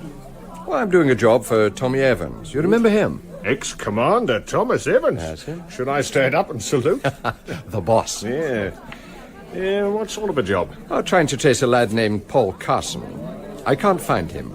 I went to see his landlady, and she said he'd been looking for a man named Harry Denning. When I look for Denning, I don't get very far. You think there's some connection? You look for him, and we find him in the river? No, it couldn't be. Why were you looking for him? Denning? To see if he could help me find Carson. Tommy Evans has something he wants to return. Did something happen to Denning? Not excepting he's very dead. Have you had a report yet? An early one. To tell us that there's nothing to get busy about. Accidental drowning. That old wharf's a real danger. It's rotten and slippery. A bruise on his head where he'd fallen, some marks on his hands where he tried to save himself. He was fully clothed. Do you suppose it was different? I just wondered if there was anything in his pockets referring to this Carson. He was carrying very little. A medallion round his neck with the name H.J. Denning. A couple of receipts in the name of Harold J. Denning. A club membership card with his full name, Harold James Denning, that was all. Can I have the name of the club? It won't help. It's a drinking club in Athens. Oh. He was well heeled. £85 in notes and £2 in coins. The small change included 4 Greek coins, drachma. Does that help? Does it ever? Looks like we're both wasting our time, Jay. Well, when we get an address for him, will you be interested? Oh, yes. Oh, by the way, Bill, our CID dinner's next Thursday. Oh, save me a ticket. Sure.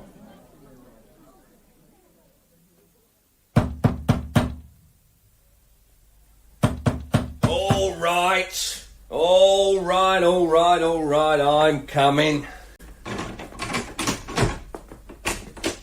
God, it's you again. Where do you sleep? You had me up till 3 o'clock this morning, mate. Well, do I come in? If you have to. Do you have a warrant this time? What kind of a warrant do you need for a friendly visit? Well, I don't know what you'd call an unfriendly visit. We'll go in here. I was just finishing breakfast. Breakfast in the afternoon, Lenny? Bacon and eggs is always called breakfast. Will you have some? No, thanks. I haven't found Harry yet. The police have. When? Last night. He's in the mortuary. God! What happened? The first report says it's a run-of-the-mill drowning, slipped on a wharf and fell into the river, an accident. Do you think it was? How would I know? Well, you knew him. If the police say it was an accident? Too many accidents. How do you mean? First, there was Liam Hogan. Oh, you can leave that out of it. There was a trial. That was different. There was Mallory. Then there was Paul Carson. Who? A lad, Paul Carson. He came to London to look for Denning. Now there is Denning. If your friends the cops say it was an But accident... you and I know better. How do we? Because it all started with a tunnel. You and Des Kearney dug a tunnel. 7 went through into the treasure house. 3 were the leaders, the partners. They are now rich and still alive. The 4 others who went through were helpers, the casual labor, and they are being removed one by one. When you took that photo, Lenny... Look, why don't you have some tea? I'll have some tea when we've talked about the photo. I wish I'd never taken it. You say Mallory wasn't in it? He wasn't, and you'll never find him. Where is he? Who knows? In the river somewhere off Greenwich with an anchor round his ankles? There was one known as the Sailor, a Greek. His old man was a Greek. Do you know his name? Andreas. And where do I find Andreas? If I were you, I'd keep away from him.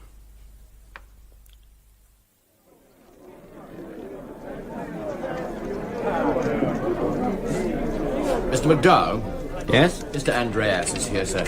He's in your office. Thank you.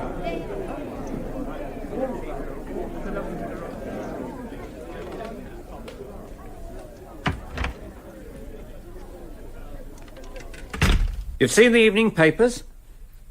They found Denning. Early this morning. How did that happen? Who cares? They say it was an accident. Will it stay that way? It will. Oh, I brought the things he had in his pockets. The important things. What do we do with them? Show me. His passport, his car keys, his credit cards. Oh, and a letter addressed to him in Athens. Have you seen it? It's from Tim. Saying he won't come back. Why did he send Denning with it? He didn't send him.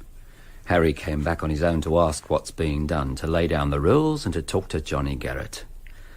Well, he isn't laying down any rules and he isn't talking to Johnny. Will you have a drink? Nope. What do we do with these things? Burn them, the letters and the credit cards. His car keys? They can't be his. He only came back yesterday. He must have borrowed a car. Who's he been seeing? He came straight to you. He couldn't have. Do you know where the car is? He didn't have it last night. I picked him up.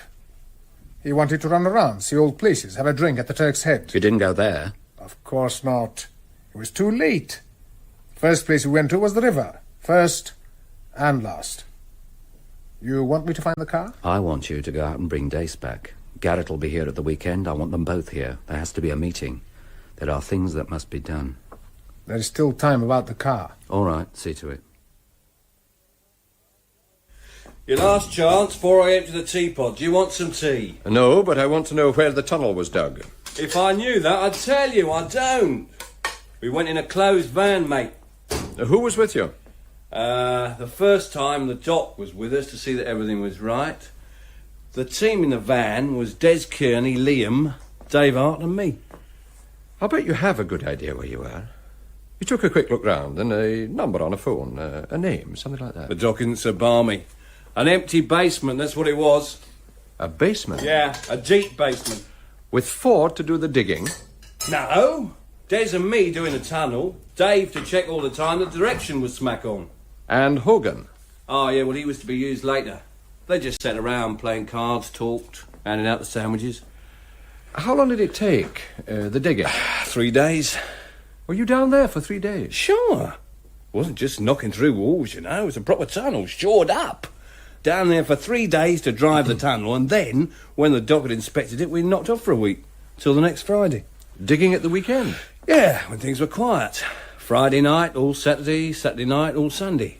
Then we knocked off till the next Friday. And it took us all that night and half a Saturday to cut through the last piece. It was reinforced concrete, a yard thick.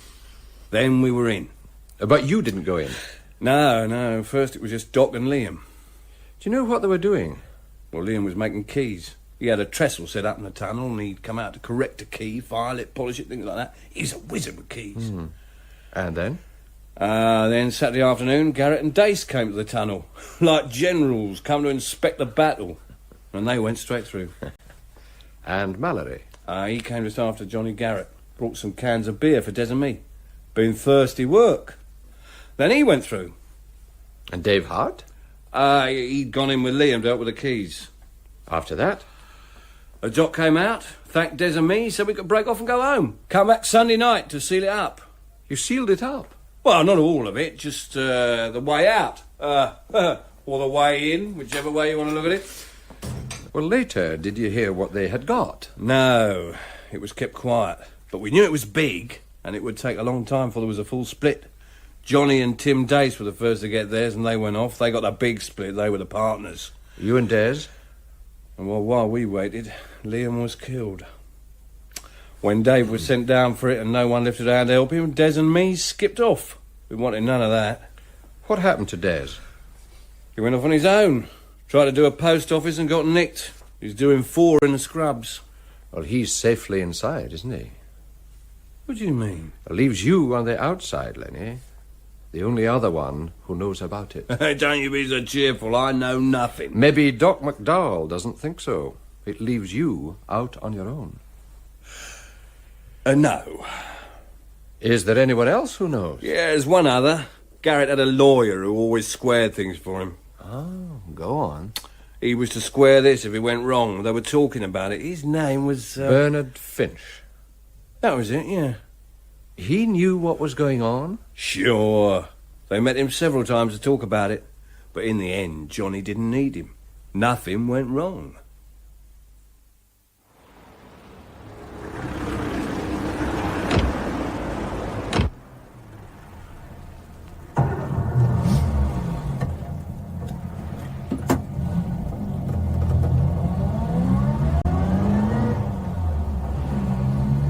What else did your friend Lenny Thorne tell you? He says your friend Bernard Finch was in on it. That he talked with Garrett several times, but in the end, they didn't need his legal help. They pushed off with all the loot. You believe this? Well, it makes the right kind of sound, Tommy. It doesn't mean he was a party to it. My Bernard sent that package straight to me, Bill. Photographs, bonds, and everything. Now, why would he do that? He could have a reason. You said you had an interest in it. An interest means a client. Who is your client? I want to know, Tommy. My client is Bernard Finch. Why? Why should he want Paul Carson traced? He says he doesn't know him, has never met him, didn't know what he was doing, and didn't know the other 2 men in the photo. Well, that could be true. Ah, stop kidding. He stood around taking heart pills and saying he didn't understand the inscription to Jackie M. He was saying he didn't know Jackie Mallory, and that isn't true.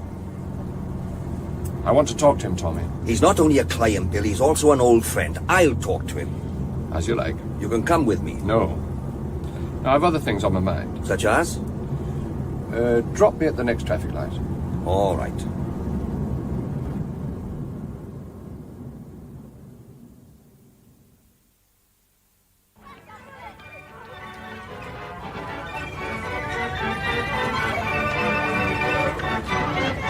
Like a whirl on the gallopers go. Hello, Nick. How about a road ball? Every red number wins a prize. Can you spare a minute? I'd like a word. Sure, I've a couple of helpers today. You can go into the caravan.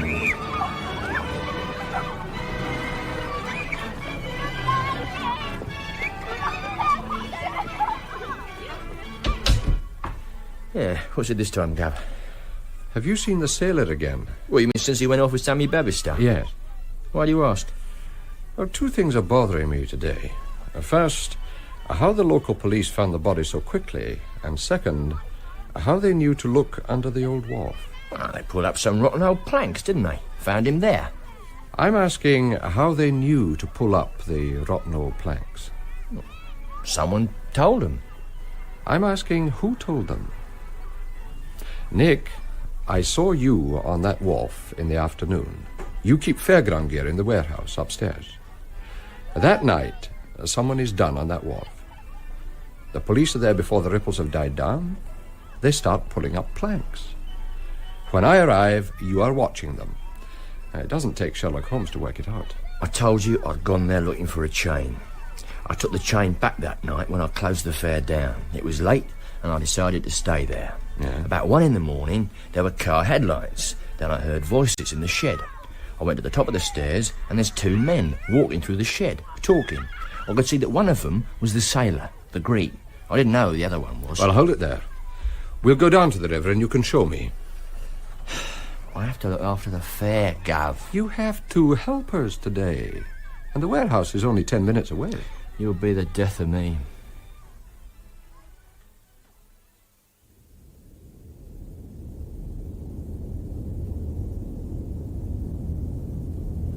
They must have come in by this door, but I didn't see him until they were halfway across. Do you want to know where I was? Yes. At the top of these old stairs, at that door up there, crouching. Do you want to go up? No, just walk around. Tell me what happened. Well, they were about here, talking about old times, about how they'd played on the river when they were kids. Why should they be talking about that? Well, the stranger had been away a long time. He'd just come back. Well, that's how it sounded. I could hear everything they said. It's like a drum, this place. This man climbs on the loading bay over there and clowned about a bit, saying they used to play on it. Then they went out that door onto the pier, and I couldn't hear anything else. Did you see what happened? Here, from the upstairs window. If you come up, I'll show you. I'll come out on the pier and show me there.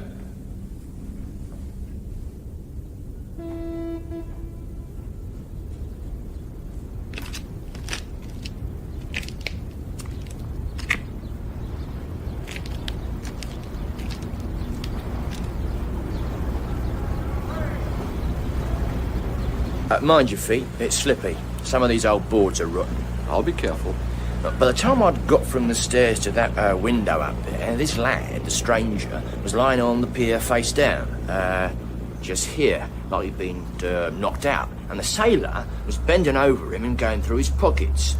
When he'd been through his pockets, he looked round for a time, and then he lifted a loose plank. Yeah, this one. Show me. Well, you'll have to give me a hand. All right. He then rolled the bloke over and dropped him through. Splash. Put back the old plank. Like that.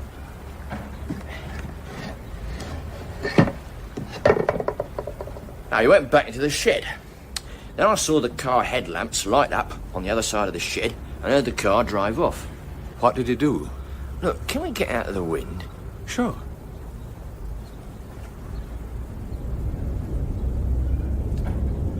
I went and phoned the cops and told them. Did you tell them your name?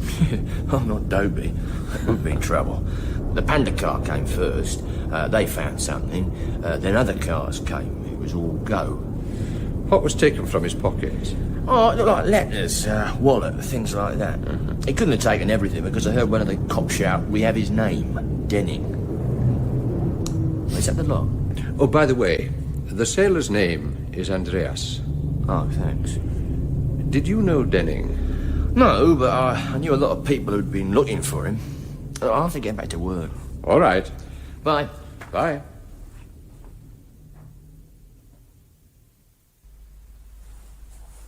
If you come this way, Mr. Galbraith, Mr. McDowell will see you.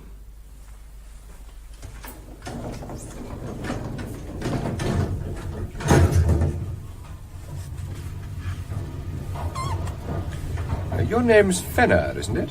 Yes, sir. Is Mr. Andreas in the club? Yes, sir.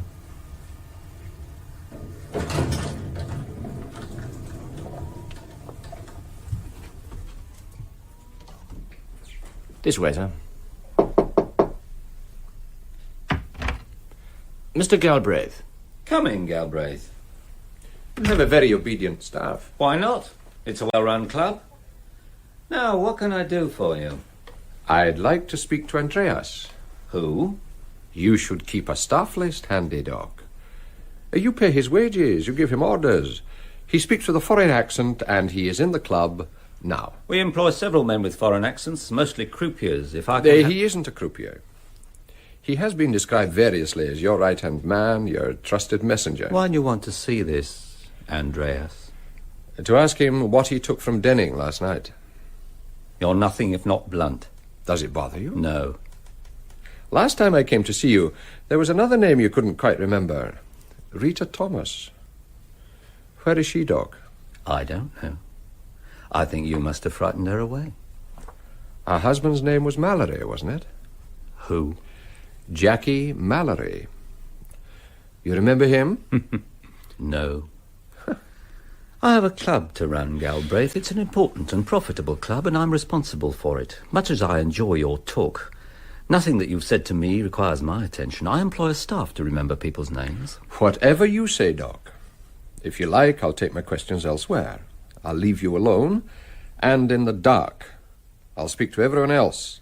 I'll ask them about you, about the things you've done or left undone. Probe and tease at the mistakes you've made. Find the flaws. And I won't come back until you have been tied up so tightly that you have no room to move, no time to cut and run. Is that what you want? Goodbye, Doc. Galbraith. Yes? I do have a club to run, and there are things I must attend to. But if you can stay for a while, we'll have a talk. Who was it who said this, Tommy? But that is not the point, Bernard.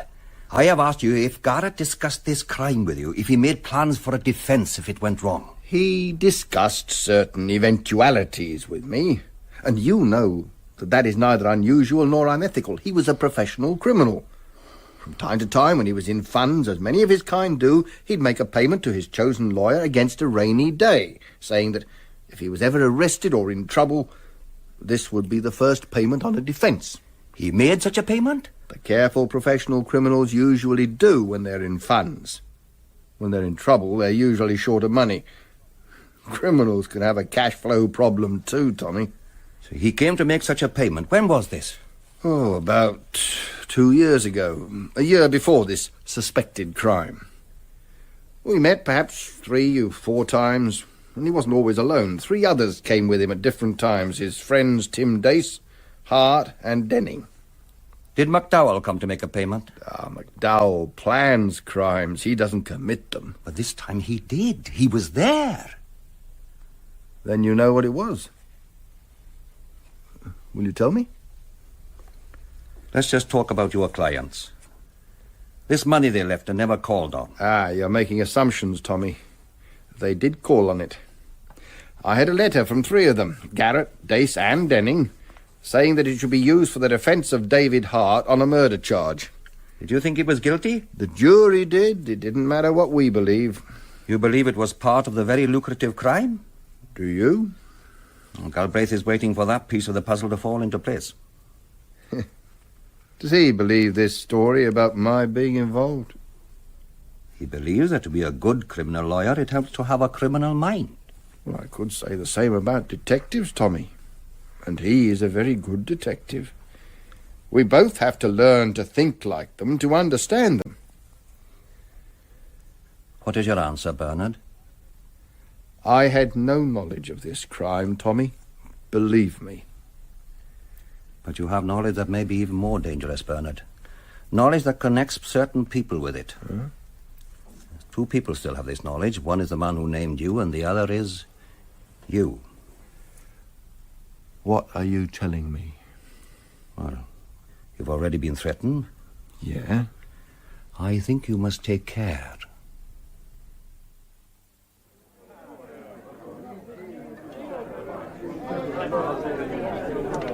Having any luck, Galbraith?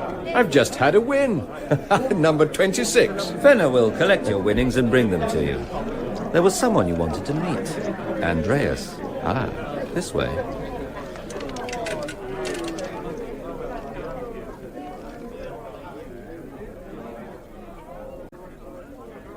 This is his room. Andy, have you met Mr. Galbraith? I've seen him.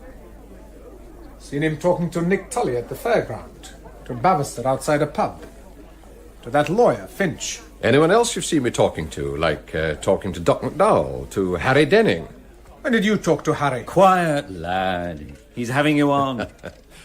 Has he told you what he took from Denning last night, when he bent over him and went through his pocket? He'll talk to you when he comes back, Galbraith. He has something to do for me first. All right, lad, you can be off. Yes, sir. It's a useful little room. You can enter from the club and yet come and go on other errands without being seen.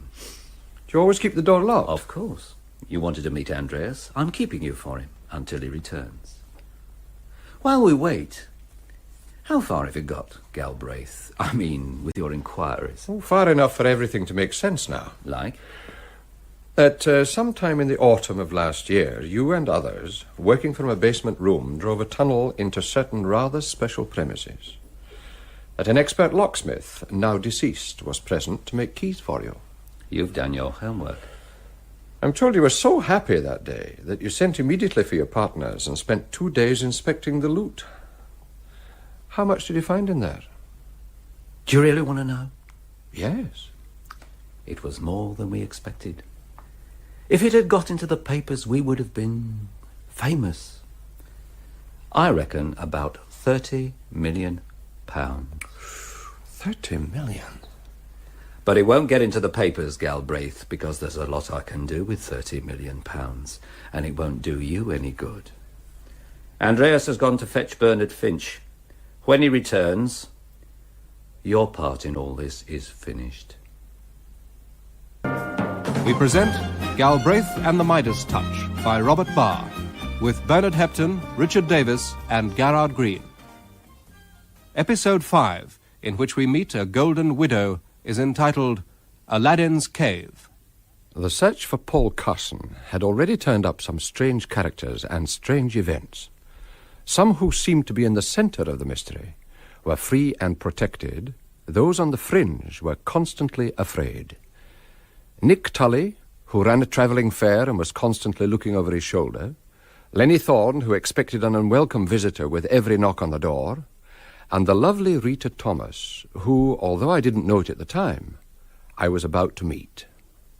By the way, my name's Galbraith, Bill Galbraith. At this moment, I had been incautious. Perhaps I'd been too ambitious. I had backed a hunch and walked straight into a trap. In fact, I seemed to have set the trap for myself. And Doc McDowell was pouring me a drink. Here you are.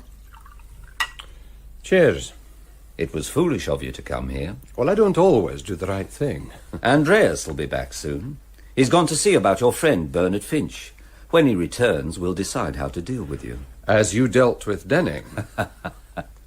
For a detective who's always been so careful, so calculating, you really are getting this one all wrong.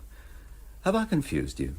In what way? When I said deal with you, it's true a number of people have, let us say, removed themselves from the London sea. Have been suddenly removed by you or Andreas. Please listen, Galbraith. Those who removed themselves from the scene were fellow labourers in, shall we say, the same vineyard, and were sworn to a friendly course of action. Was Bernard Finch in this vineyard?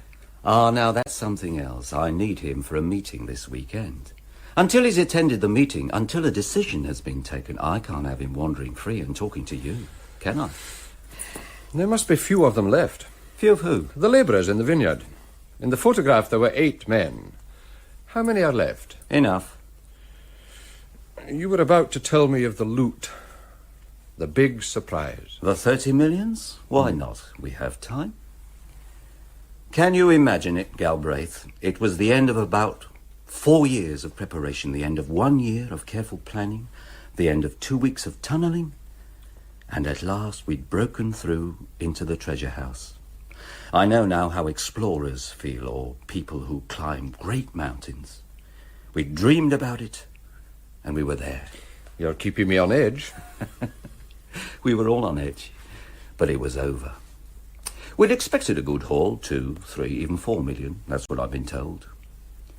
When we'd opened every safe deposit in the vault, when we'd counted the money, examined and valued every item, it took us 2 days. We had 30 million. Makes you feel dizzy, doesn't it? It does. But we found, as they say, both good news and bad. The good news was that we had it all. The bad news was that it was not all available at that time. There was about 5 million readily available in cash, in coin, in gold, in bonds, and in gems.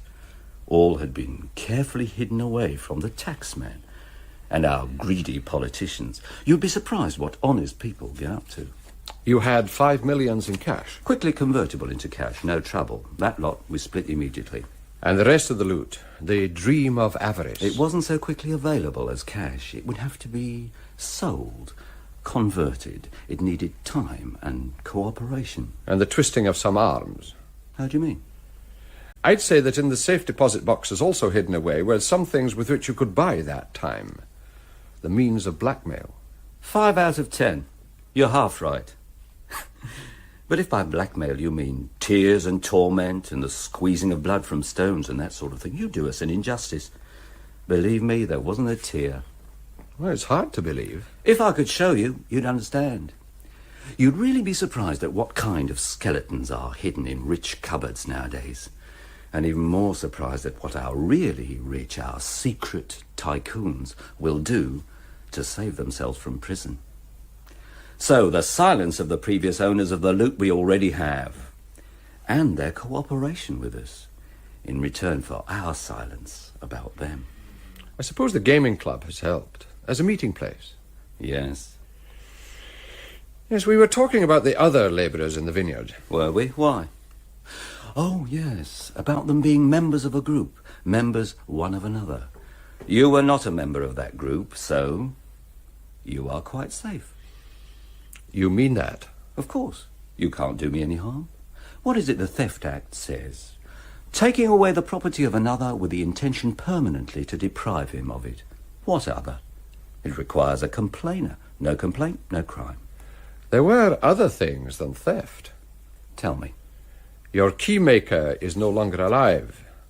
His best friend is no longer at liberty. Liam had an eye for a pretty girl, and unfortunately the promise of wealth made him impatient. The pretty girl happened to be his friend's wife. How convenient. Why? It made fewer shareholders.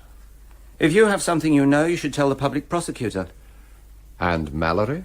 He was given his full share, $1 million, and went his way. That isn't what I heard. Would you say that your evidence is solid? No. My evidence is gold-plated, and I have committed no crime. There is one who was... What's that? Andreas. Coming back. You were saying? There is one who was not a member of your group. Who? Paul Carson. Are you so sure he wasn't? Wait. Is there anything else you want to ask? No. Excuse me. Come in. What did he say? He was pleased that you're ready to see him. He's downstairs. Drive Mr. Galbraith home. Were you talking about Bernard Finch? Yes. I want to see him. You are suspicious. All right, I'll see what he says. Which room did you give him? The extension is 253.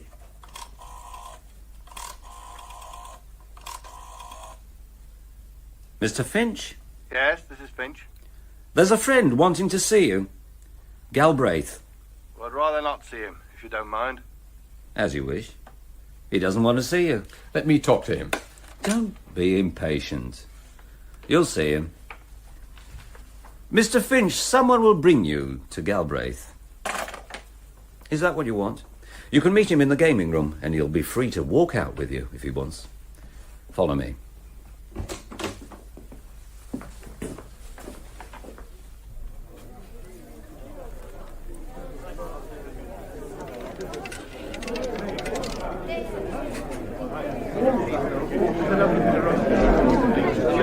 There he is.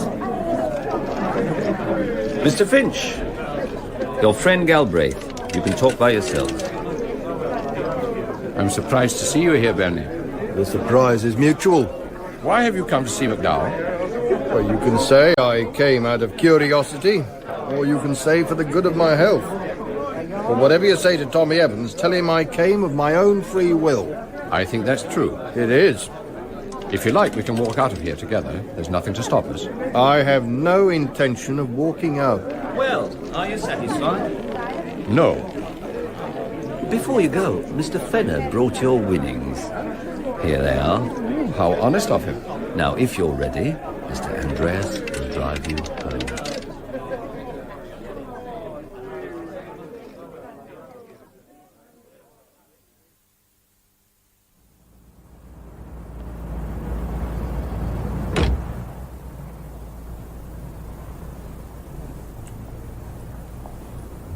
Where do I take you? Just drive round for a bit. I'll think about it. As you like.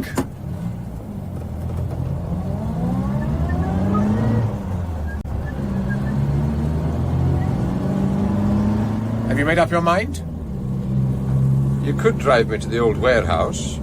Which warehouse? Where you met Denning last night. I didn't meet Denning. I haven't seen him in months. Why not? Because he wasn't here. He was in London last night. I know, I read about it. And you were seen with him. I heard you say that to Mr. McDowell, about my kneeling over him. He came back looking for someone, but it wasn't me. Looking for who? I thought you would know. You were the one who started all this trouble, asking questions, looking for people, going around like you knew what you were doing. You learn that I do know what I'm doing. It won't bother me. I'm only the driver. You're well known among villains south of the river. You go around frightening people. Frightening people? Now why should I do that? Where is Rita Thomas? I don't know. We think she's hiding from you. As Mr. McDowell told you, some of our friends can't stand the peace. Have you decided where you're going? Yes, you can drop me here. Here? Yes. And tell the doc I'll be in touch.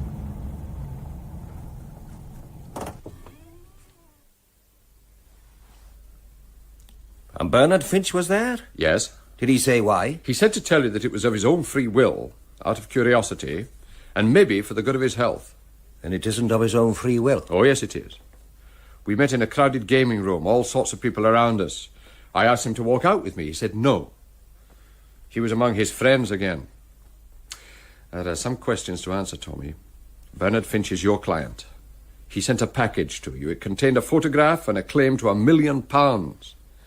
Now, he sent it innocently, as though butter wouldn't melt in his mouth, saying, will you please sort this out for me and find the missing man? It was a genuine request, Bill. He is ill. I mean, he couldn't check it himself. And he's also retired and no longer plays with his naughty friends. Now, you've told me all that. He was innocent, Tommy, until Lenny Thorne told me that he was in on it, that he had discussed the crime with the chief architect several times.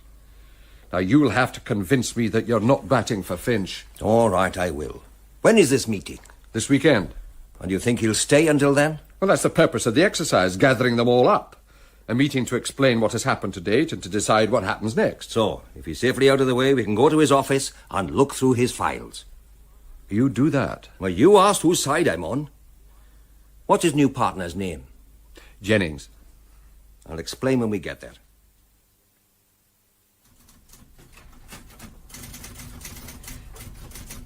Mr. Jennings? Yes? Well, my name is Evans. I believe you've met Mr. Galbraith. Yes, we've met. Hello. I have a letter from Mr. Finch authorizing me to make certain inquiries on his behalf. Would you like to read it? Please. Well, you had a break-in the other night. Yes, we had. It's quite a mess. Bernard is still worried about certain papers, if they are missing. Oh, did he mention it? Yes, he did, Mr. Evans. Well, the letter seems in order. I'm afraid the files are still in a bit of a mess after the break-in. Which ones did he want you to check? The murder case, David Hart. And the files of the witnesses who were called and those who made statements. Yeah, well, I think you'll find them amongst this lot. If not, they may be in the end cabinet. Here's the key. If you need any further help... Oh, thank you.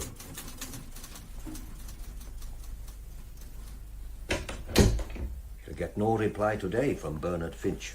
You were going to explain to me. When I was pressing Bernard with your allegations that he'd been told of the plot, he was at great pains to assure me that it wasn't so. Now here, you take this lot. I mean, he even said, and I quote, you can examine my files if you like. And you think he meant it? That it gives you permission? Well, of course he didn't mean it, but it does give me permission.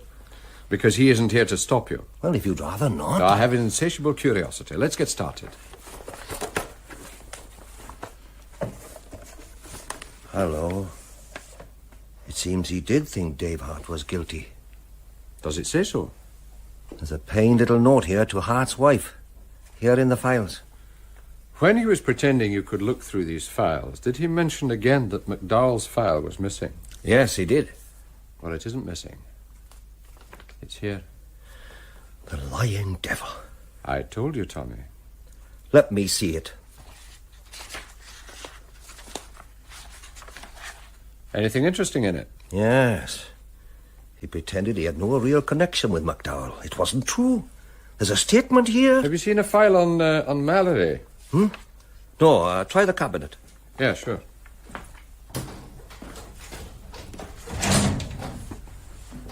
Lewis, Livesey, Lloyd, McGuinness, McMullen, Nichols, Norman.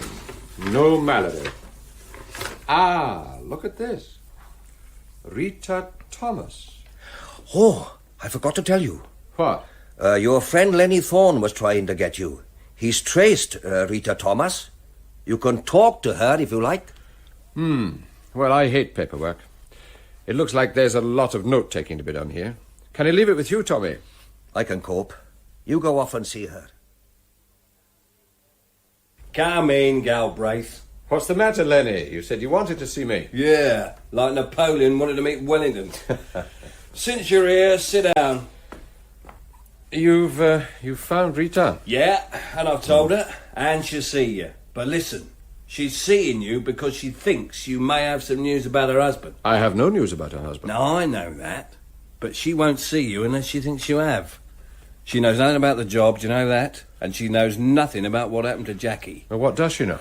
She knows about the gaming club and what McDowell's up to. And what does she expect in return? You have the cigarette case, haven't you? It'd be a start. And you have the copy of that picture I took. Is she in hiding? No, she's looking after her sister. Her sister's ill, but she didn't want to go to that posh flat. So Rita came down to Southwark. Where in Southwark? One of those places built by the same men as did Stonehenge. High-rise flats? Yeah. But we can't go there. She doesn't want her sister to know. Where do we meet? By the river. I'll take you there.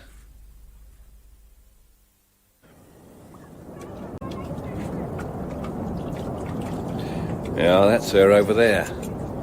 Pretty, ain't she? She's everything they said about her. Who said? People who admire her. Oh, yeah.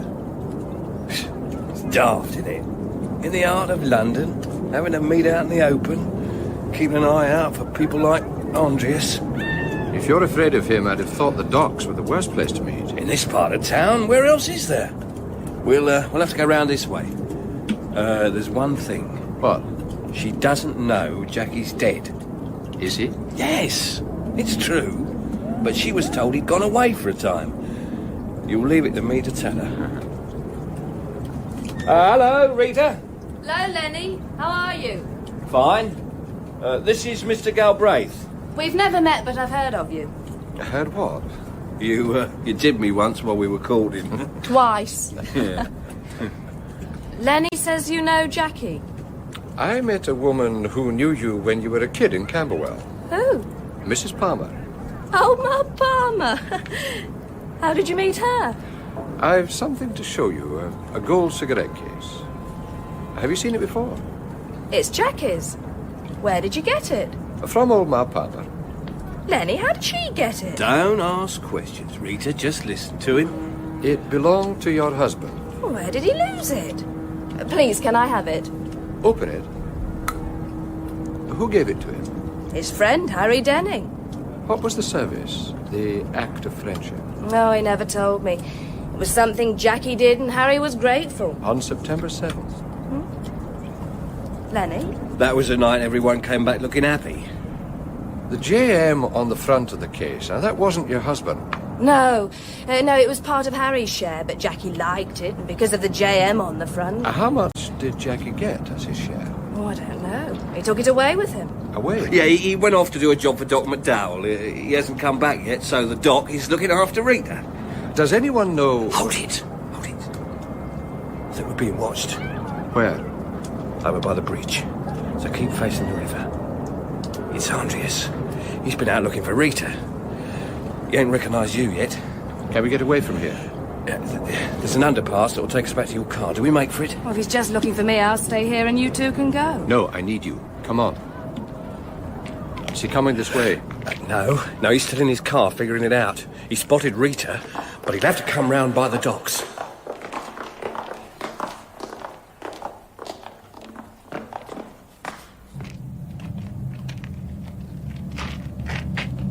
Here we are.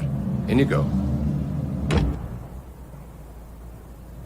are we going? I have some things to show you. My sister's ill. She's waiting for me. It won't take long.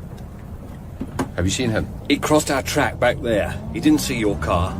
He told me he was just the messenger boy. Let him see you with Reader and you'll know different. Look, turn left here. I think we can lose him.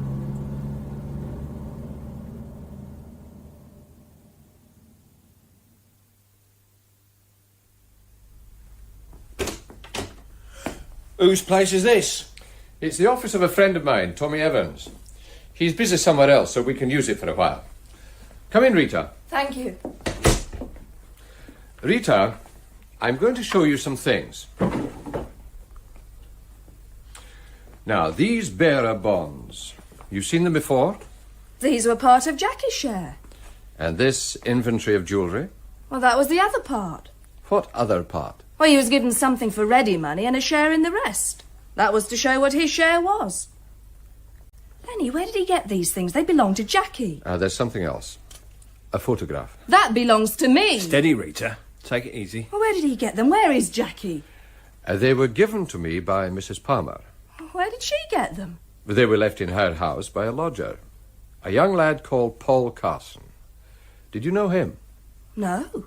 I'll describe him to you. About 24, medium height, dark hair, good-looking, well-educated. No. Well, where did he get these things? The photo's mine. The rest belong to Jackie. He took them with him. Lenny, that's Jackie's share.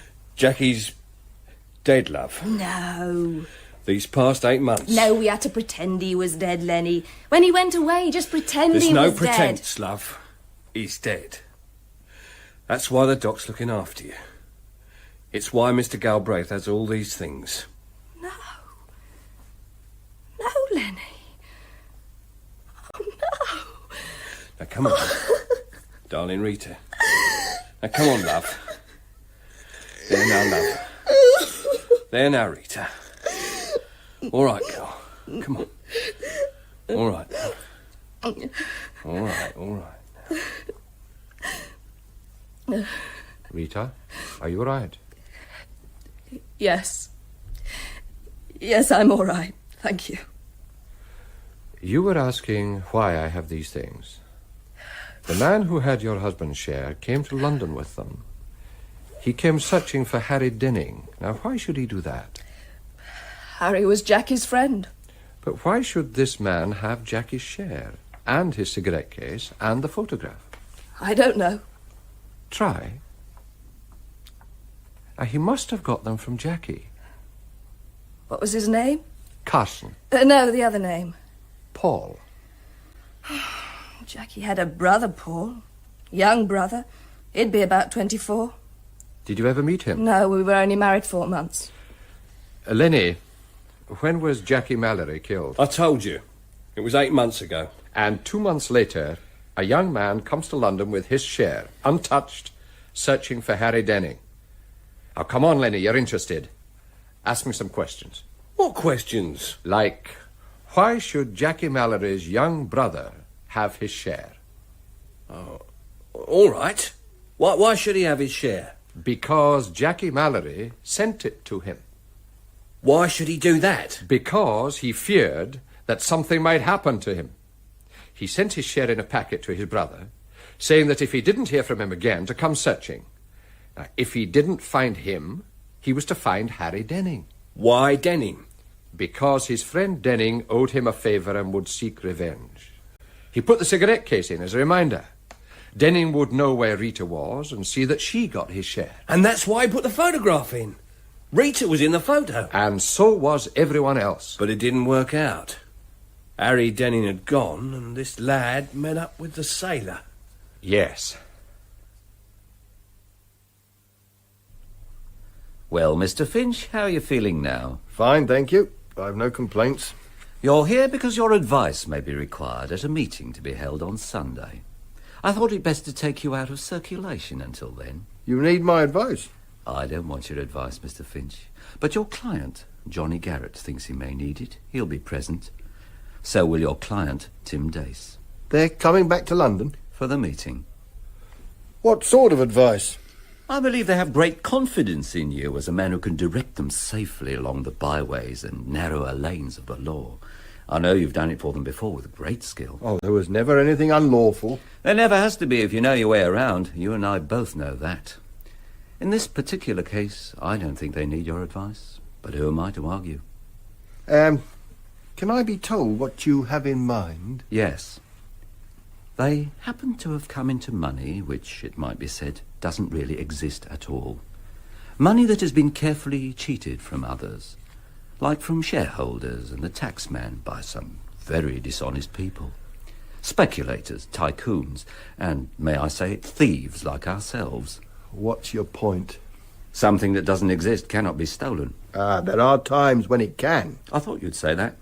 The law is like the Bible, Mr. Finch. You can always find a quotation to prove your own point. You're very good at it.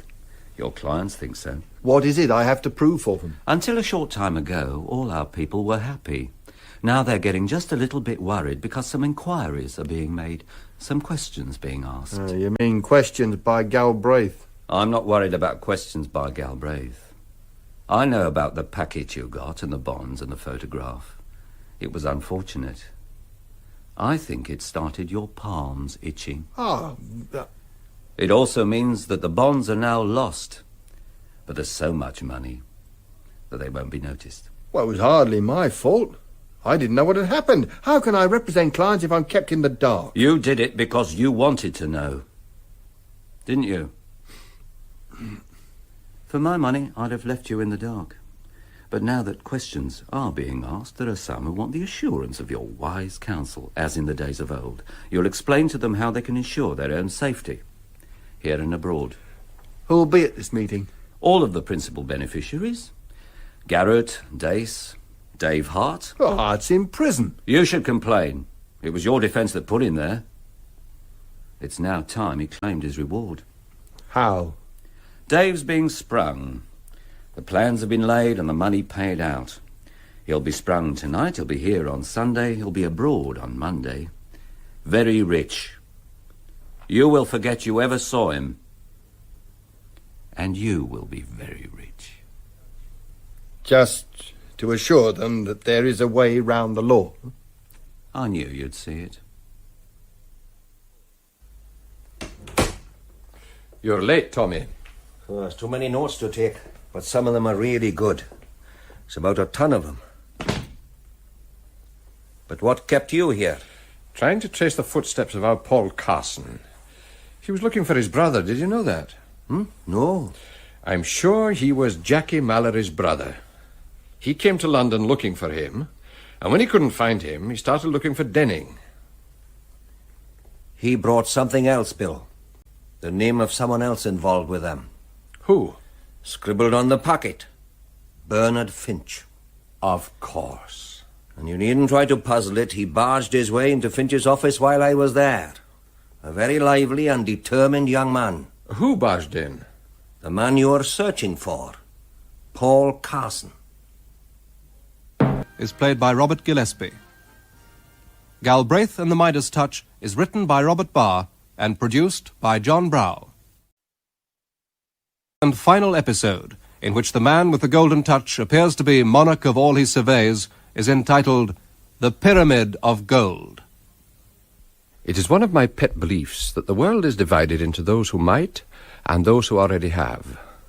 I had no doubts that the men I was after not only already had, but they were also about to. That is, despite all my efforts, they were about to get away with it. By the way, my name's Galbraith, Bill Galbraith. I had discovered a theft of fabulous proportions from a series of safe deposits, about £30 million. The planner of the theft was a man named McDowell. The few men who knew about the crime and were likely to talk had already been removed, including the meddlesome Carson. That's what I'd been told, until Paul Carson reappeared, alive, well, and still intent on his search. You said he walked into Finch's office? Yes, while I was there. He asked for Bernard Finch. In fact, he demanded to see him and would take no refusal. I overheard the argument and he was passed on to me. Are you sure he's Paul Carson? I'm quite sure.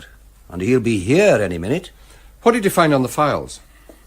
Bernard Finch was less truthful than he might have been. I could say it in stronger words. I'm sure you could. But his absence has been very helpful to us. His files are thrown up a... Mr. Evans? Yes? Mr. Carson is here. Now, hold him a minute. Bill, would you like to see him on your own? I think it will be best. All right, send him in. Yes, sir. Give me about 10 minutes with him, and then if you want to come back. Right. Ah, Mr. Carson. Do come in. Oh, this is Mr. Galbraith. Paul Carson? I'm told you've been looking for me. Are you surprised that someone's been looking for you? No. Oh, well, I'll leave you to talk it over. Where have you been, Mr. Carson? That's a rather long story. All right. You were in digs in London? Yes. Where? In Camberwell. With? Mrs. Palmer. Is this an interrogation? I want to know if you are the man I'm looking for. Fair enough. Why did you take digs in Camberwell? It was the last address I had for a man I was looking for. Who? Harry Denning. Did you find him? No. You left your digs one night to meet him? I expected to meet him. I went to a pub in Rotherhithe. I met a sailor who took me down to the docks. He told me Denning was on one of the boats. And? It happens that I am a sailor, a second officer. Ah. I know when a ship is about to sail, and I know when I'm being taken to the wrong quarters, and I know how to throw rough merchants over the side. My guide ended up in the river. I was lucky to have only a broken head, and our ship had already caught the tide and was on its way to South Africa. Well, you could have demanded I to was be beaten up, and I was broke. When I left my digs that night, I was already short of money. I had to earn enough to come back and look for my brother's friend, and, incidentally, to look for that sailor. Harry Denning is dead. Did you know? I read about that the day I got back from South Africa. You left something with your landlady that was worth more than you ever owed. I know. Why didn't you tell me the story? All right. I've told you I'm in the Merchant Navy. Uh-huh. I was at sea when I received a package from my brother. He sent it with a letter saying he might be in some kind of danger. He thought he was. He said that when I got back to port, I should come to London. If he was there, I could return the package unopened. But if I couldn't find him, I was to search for his friend and give the package to him. Can you describe the man you met in the pub? Yes, he was a stocky fellow of about 28, dark-haired, half Greek. The skipper of the ship gave me his name, Andreas. Yes. I think he intended to kill you. I'm sure he did. But why? You were asking dangerous questions about your brother. Denning came back to ask the same questions. Have you been to see Mrs. Palmer? Yes. She said she took the package to the lawyer. Where did you get Finch's name? I was given it as someone to keep away from. Ah, that explains it. Well, I know the stuff in the package had to do with a crime, but my brother's cigarette case was in it. Can I have it? I had the same question from his widow. Oh, yes. He married, didn't he? Would you like to meet her? Yes. I'll try to arrange it. And if you stick around, you might even get your hands on Andreas. Cigarette? No, thank you, Lenny. I don't know if she'll want to meet his brother. Why not? She's gone back to her flat, that's why. Andreas will be watching her. You can't take the brother there. Then we'll have to find some way of getting her here. Tell her sister's ill again. Is that the best you can do? Well, we'll think of something. We still haven't figured where your tunnel was, Lenny. I don't know where it was. You must have seen something. Yeah, I saw a lot of rubble, a lot of broken bricks, a lot of dust and sweat. You should try it sometime. 3 days locked up in a dark tunnel. It wasn't always dark. I mean, no daylight. Not even when we left. There must have been. The second time, you said it was a Saturday afternoon. Inside the van, it was dark. A van has a windscreen, Lenny. And sometimes a friendly driver who will chat to his pals. Who was the driver? Hey, there was one thing. Yeah? I was dying for a smoke when we left, and I leant over to get a light from the driver. Yes? Well, I just glimpsed it through the windscreen. We were crossing a bomb site. Where? Well, we're in London, mate. A bomb site at 10 a penny. Not now, Lenny. Oh, yeah, there's still plenty of them. A bomb site or an area cleared for construction. Well, what's the difference? Anyway, it was a year ago. Is there anything you can remember about the bomb site? Something you saw? Yeah, there was one thing I saw. Part of a wall. There was graffiti. What did it say? It said, teach yourself fire eating. Are you having me on? No, that's what it said. Anything else? Yeah, something about West Ham rules, okay. Let's go and have a look. You must be joking. I don't even know where it is. I have my car outside. You'd be surprised what you know. Come on.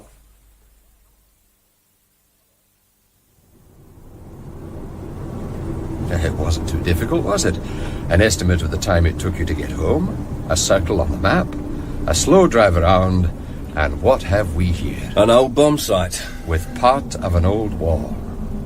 I know it's rather faint now, but what does it say? Teach yourself fire eating. Yeah, it also says prepare to meet thy doom. You think we might? If you stick your neck out too far. I remember that church steeple. From the time the van started, what did you do? Well, we slipped out the dungarees, chatted a bit, felt for cigarettes. I had no matches, Des had none. The driver said he had a lighter. It didn't take 5 minutes, did it? How fast were you going? We weren't loitering. When you left this building, which way did the van turn? Turned left. So it could be over to our right. Did you make many turns? No, came fairly straight. I'll keep your eyes open and tell me when you think the time is up. Okay. Dungarees off, chatting, feeling for matches. About now, I'd say.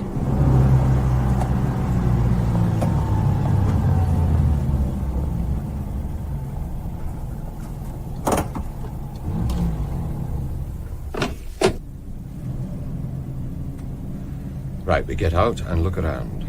Look for a nice solid building that might have a big, strong vault in the basement. Quiet, isn't it? Saturday afternoon, the city is quiet. How about this one? Have a look at the bottom plate. What does it say? Guardian Safe Deposit Vaults. How does it feel? Let's look round the corner. Down that lane.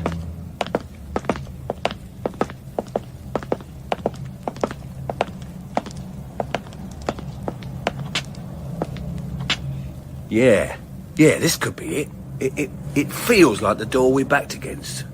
Bumped on a step like that one. And if you drive up this lane and turn left... You cross the bomb site. You deserve a drink. Something special. They're closed. It's 4 o'clock. Then you can have it this evening. And bring Rita. Me? 8 o'clock, Tuck's Head. And I'll owe you a favour. Well, you owe me a favour already. Well, this makes it 2. I'll have a surprise for her. I'll bet.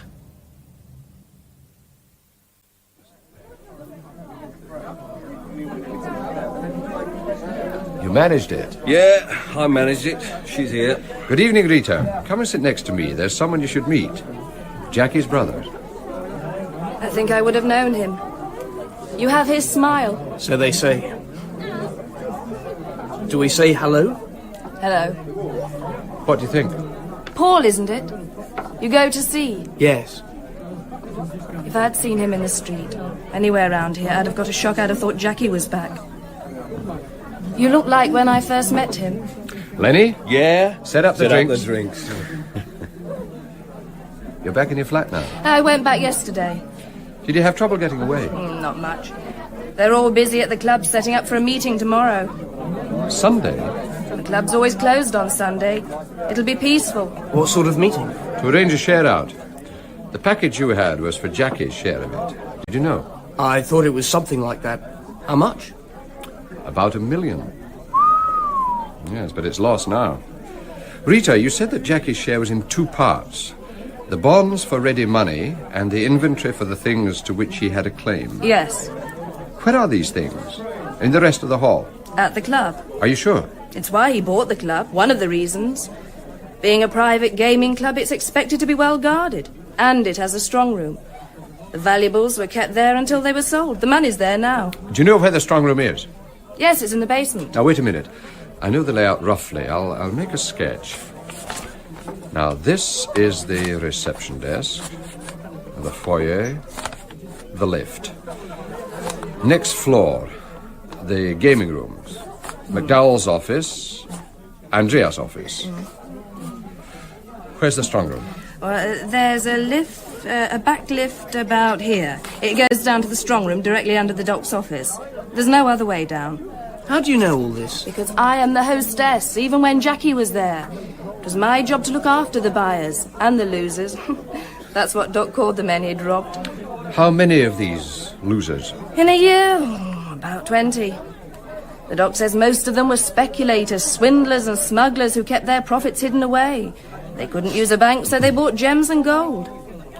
He said some of it was from buying and selling drugs. Is this the kind of job you do? If you want a saint, you should look in a church. I was doing this for your brother. Sorry. Oh, Lenny wants you. Excuse me. I've just heard something on the grapevine. It's for your own ears. Dave Hart has been sprung. Sprung? When? Today. He's out of prison. His friends expect him in town tomorrow morning.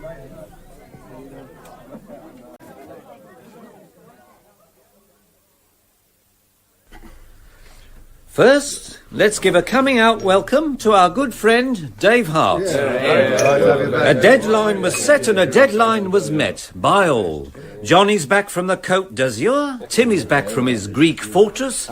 Dave is returned from incarceration. Andreas is also back with us. And as I promised, your advisor, Mr. Finch, is here for today's meeting. Hello, everyone. It's a bit early, but I think a little champagne is called for.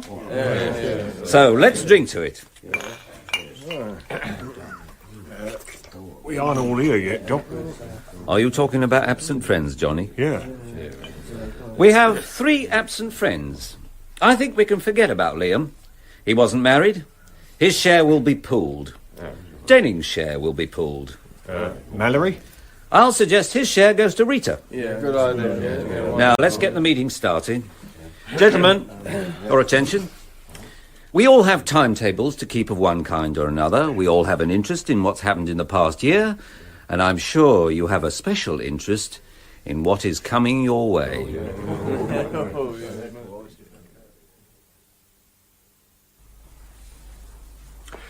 Well, there it is, Tommy.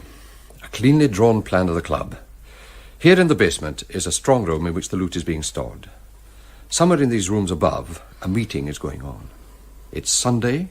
All is quiet in the streets outside. And you want a raid? While the loot is still there. And if it isn't, or you can't find it? Well, there's not only a fortune in loot, Tommy. Garrett will be there, Dace will be there, convicted criminals. And McDowell will be there, and he is not a convicted criminal, he's the owner of the club. And there will be a lawyer there. A very smart lawyer. Can't be done, Bill. You'll have to think of some other way. You still have some pull, Tommy. You could make it official. No. All right. I'll go and watch the place. I'll prove they're there. Do you want me? No, I'll find Paul Carson.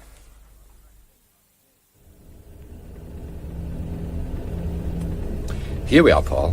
Now, just ahead of us, the arched doorway, the black-painted railings. That's the club where your brother worked. The little lane by the side leads to the back entrance, but anyone coming or going will have to pass us. Do we get out and have a look? No, we'll stay in the car, read the Sunday papers, keep an eye on the door. How long did he work there? Oh, for a very short time. It was bought after the robbery, when, as Rita said, Doc McDowell needed a well-guarded strong room. Also a place where wealthy people could come and go. What happened to Jackie? I don't know. Lenny Thorne says he's in the river. Denning was found in the river. 30 million in that building. You must have the Midas touch. Ah, he has. Now it's being divided, shared out. Your brother was to get $1 million. Yeah, so I believe. So I believe.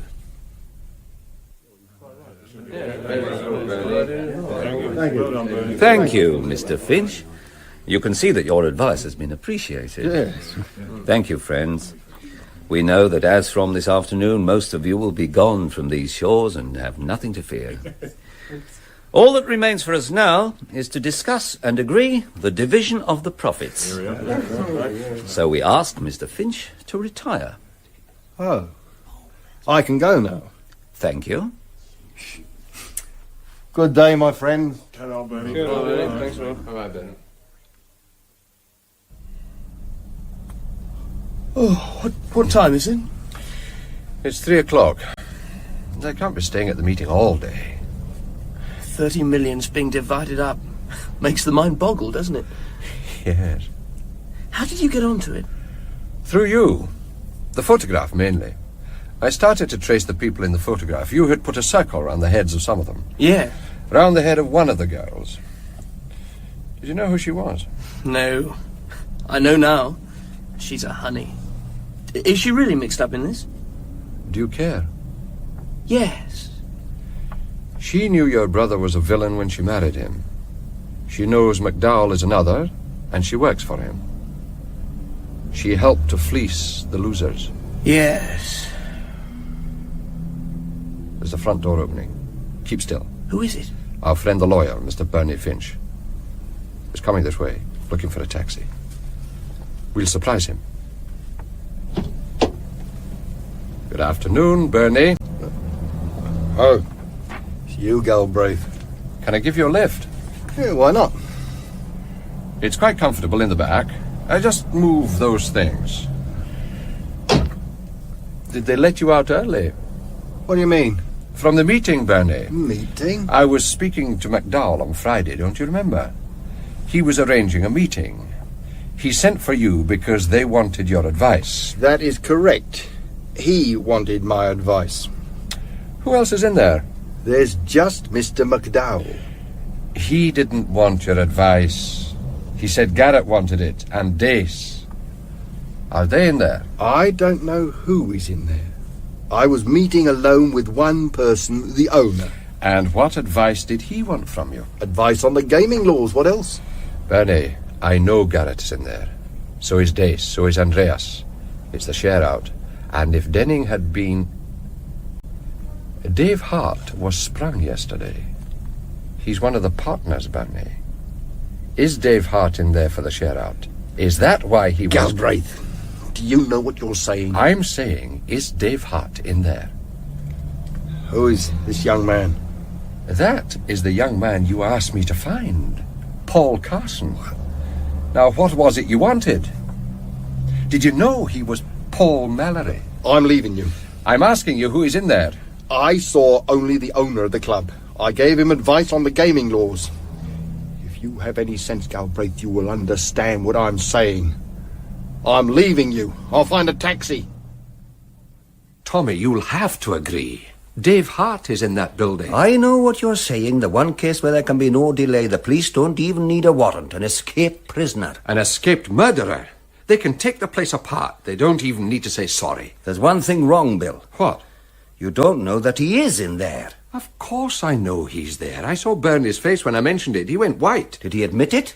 Of course he didn't. He's a lawyer. He's got to cover himself. So only McDowell. But I can say I saw Dave Hart go in. Bill? What's the matter? You gave me a case to solve. I'm giving you the answer. And it's only my neck on the block. I'm saying it. I saw Dave Hart go in. All right. I'll phone Joe Burridge. You'll have the heavies all around you. Good. While you're doing that, I'll get back. I left Paul Carson watching the door. Oh, this is Tommy Evans. I want to speak to Detective Chief Superintendent Burridge. Yes. Joe? Oh, this is Tommy Evans. I have an escaped prisoner for you. Anything been happening? All quiet. Where have you been? Getting some official support. I expect an old friend. Ah. Here he comes.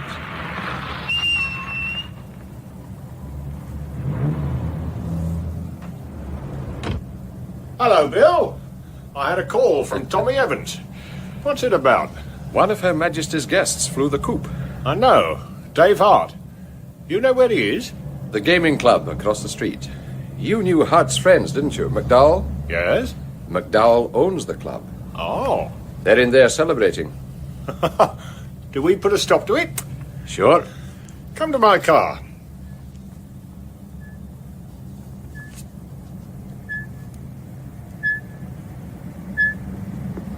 You're quite certain about this, Bill? Yes. Good. Echo Control to Echo 1. Are you hearing me? Echo 1 receiving. You know the building we're after. You know the positions. I want 2 cars at the rear, and I want one to close this end of the street and one at the other end. 2 cars at the front door to support me, and I want it done quietly. Understood. Echo 1, out. It'd be nice if Hart's only out for the weekend. I have a plan of the club. How are you so familiar with it, Bill? I called on McDowell the other day. I mean, how did you happen to be here when Hart went in? Will you take my word? Echo 1 to Echo Control. Echo Control. All cars in position, sir. You know the drill. An entrance from front or rear and report to me. Hart? You were saying? That it would be nice to have him in the cooler again. Would you bet on it? Echo 1 to Control. We're in at the rear. Meet you at the front door, sir. We'll be there. Come on.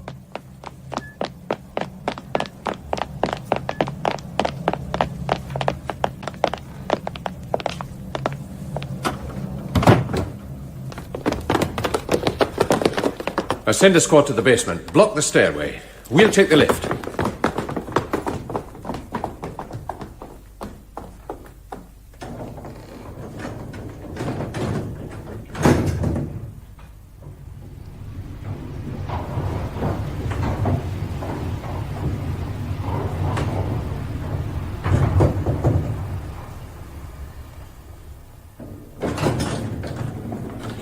This is the gaming room. Someone's been here and left in a hurry. Either in a hurry, or they thought they had no need to clean up. Check with the basement. Echo Control to Echo 1, where are you? In the basement, sir.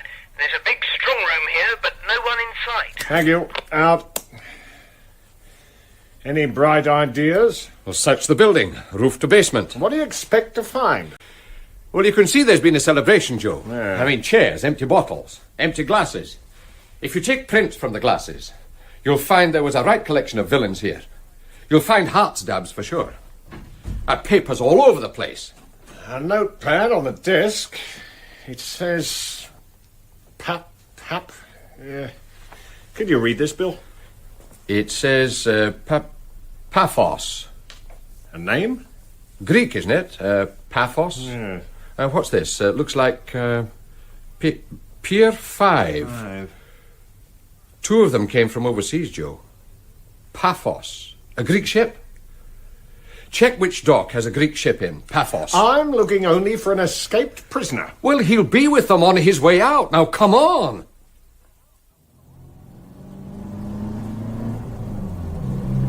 Where are we going? To the docks. You can help me. That ship you were taking aboard, was it Greek? Yes. Its name? Paphos. And Andreas used it? He had some arrangement with the skipper. Would you recognize it in the docks? No trouble. I know where it is. Good. We may be boarding it. If we get there in time.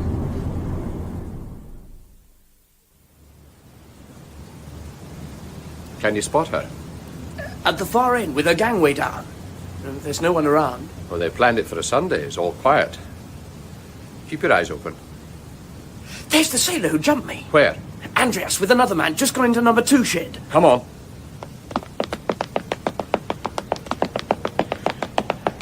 There they are. The other is Hart. Now hold it. What is it? A car. Far end of the dock. Can you see it? Yes, 3 men. Garrett, Dace, and McDowell taking an afternoon stroll, making for the Greek boat. Do we stop them? No. Once aboard, and we have them sewn up. Just keep an eye... Hell! They've scattered. Come on! There's Andreas. Andreas! Hart! Dave Hart! Oh, you have no chance! Just give yourself up! Bill, where are you? Over here. Glad you could come, Joe. There's 5 to round up. I'm interested only in one. Hart, he's just run up that gangway. Follow me.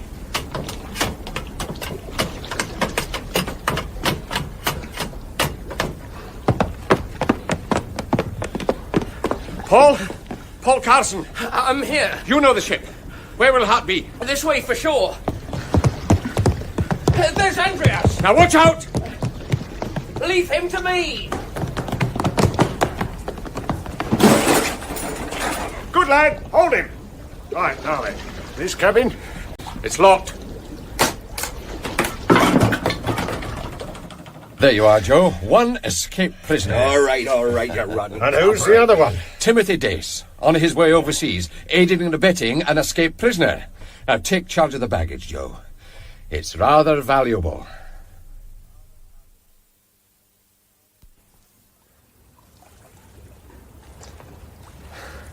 Hello, Tommy.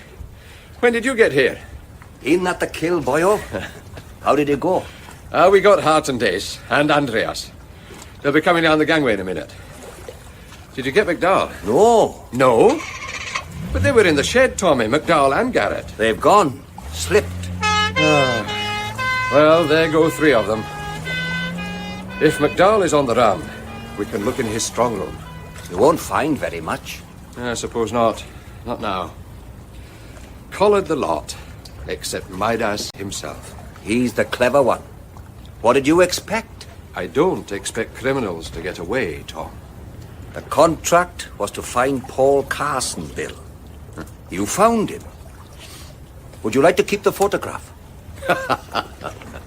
Yes. I suppose so. Midas Touch is written by Robert Barr and produced by John Browl. I'm just me. And you're just you. But somehow, that's everything we need.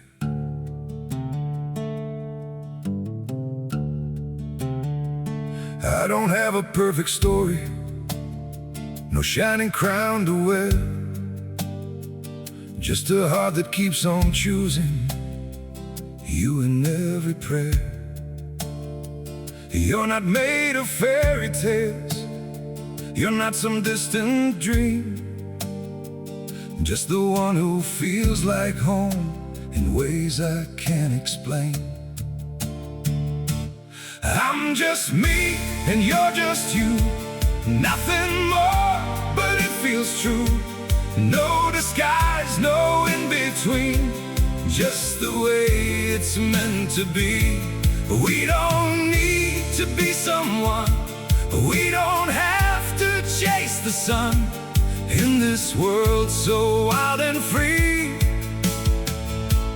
you belong with me.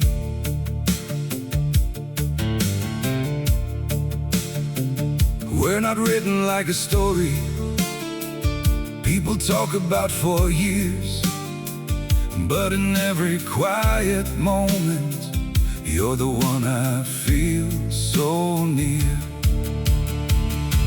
I'm just me and you're just you, nothing more, but it feels true. No disguise, no in between, just the way it's meant to be. We don't need to be someone, we don't have to chase the sun. In this world so wild and free,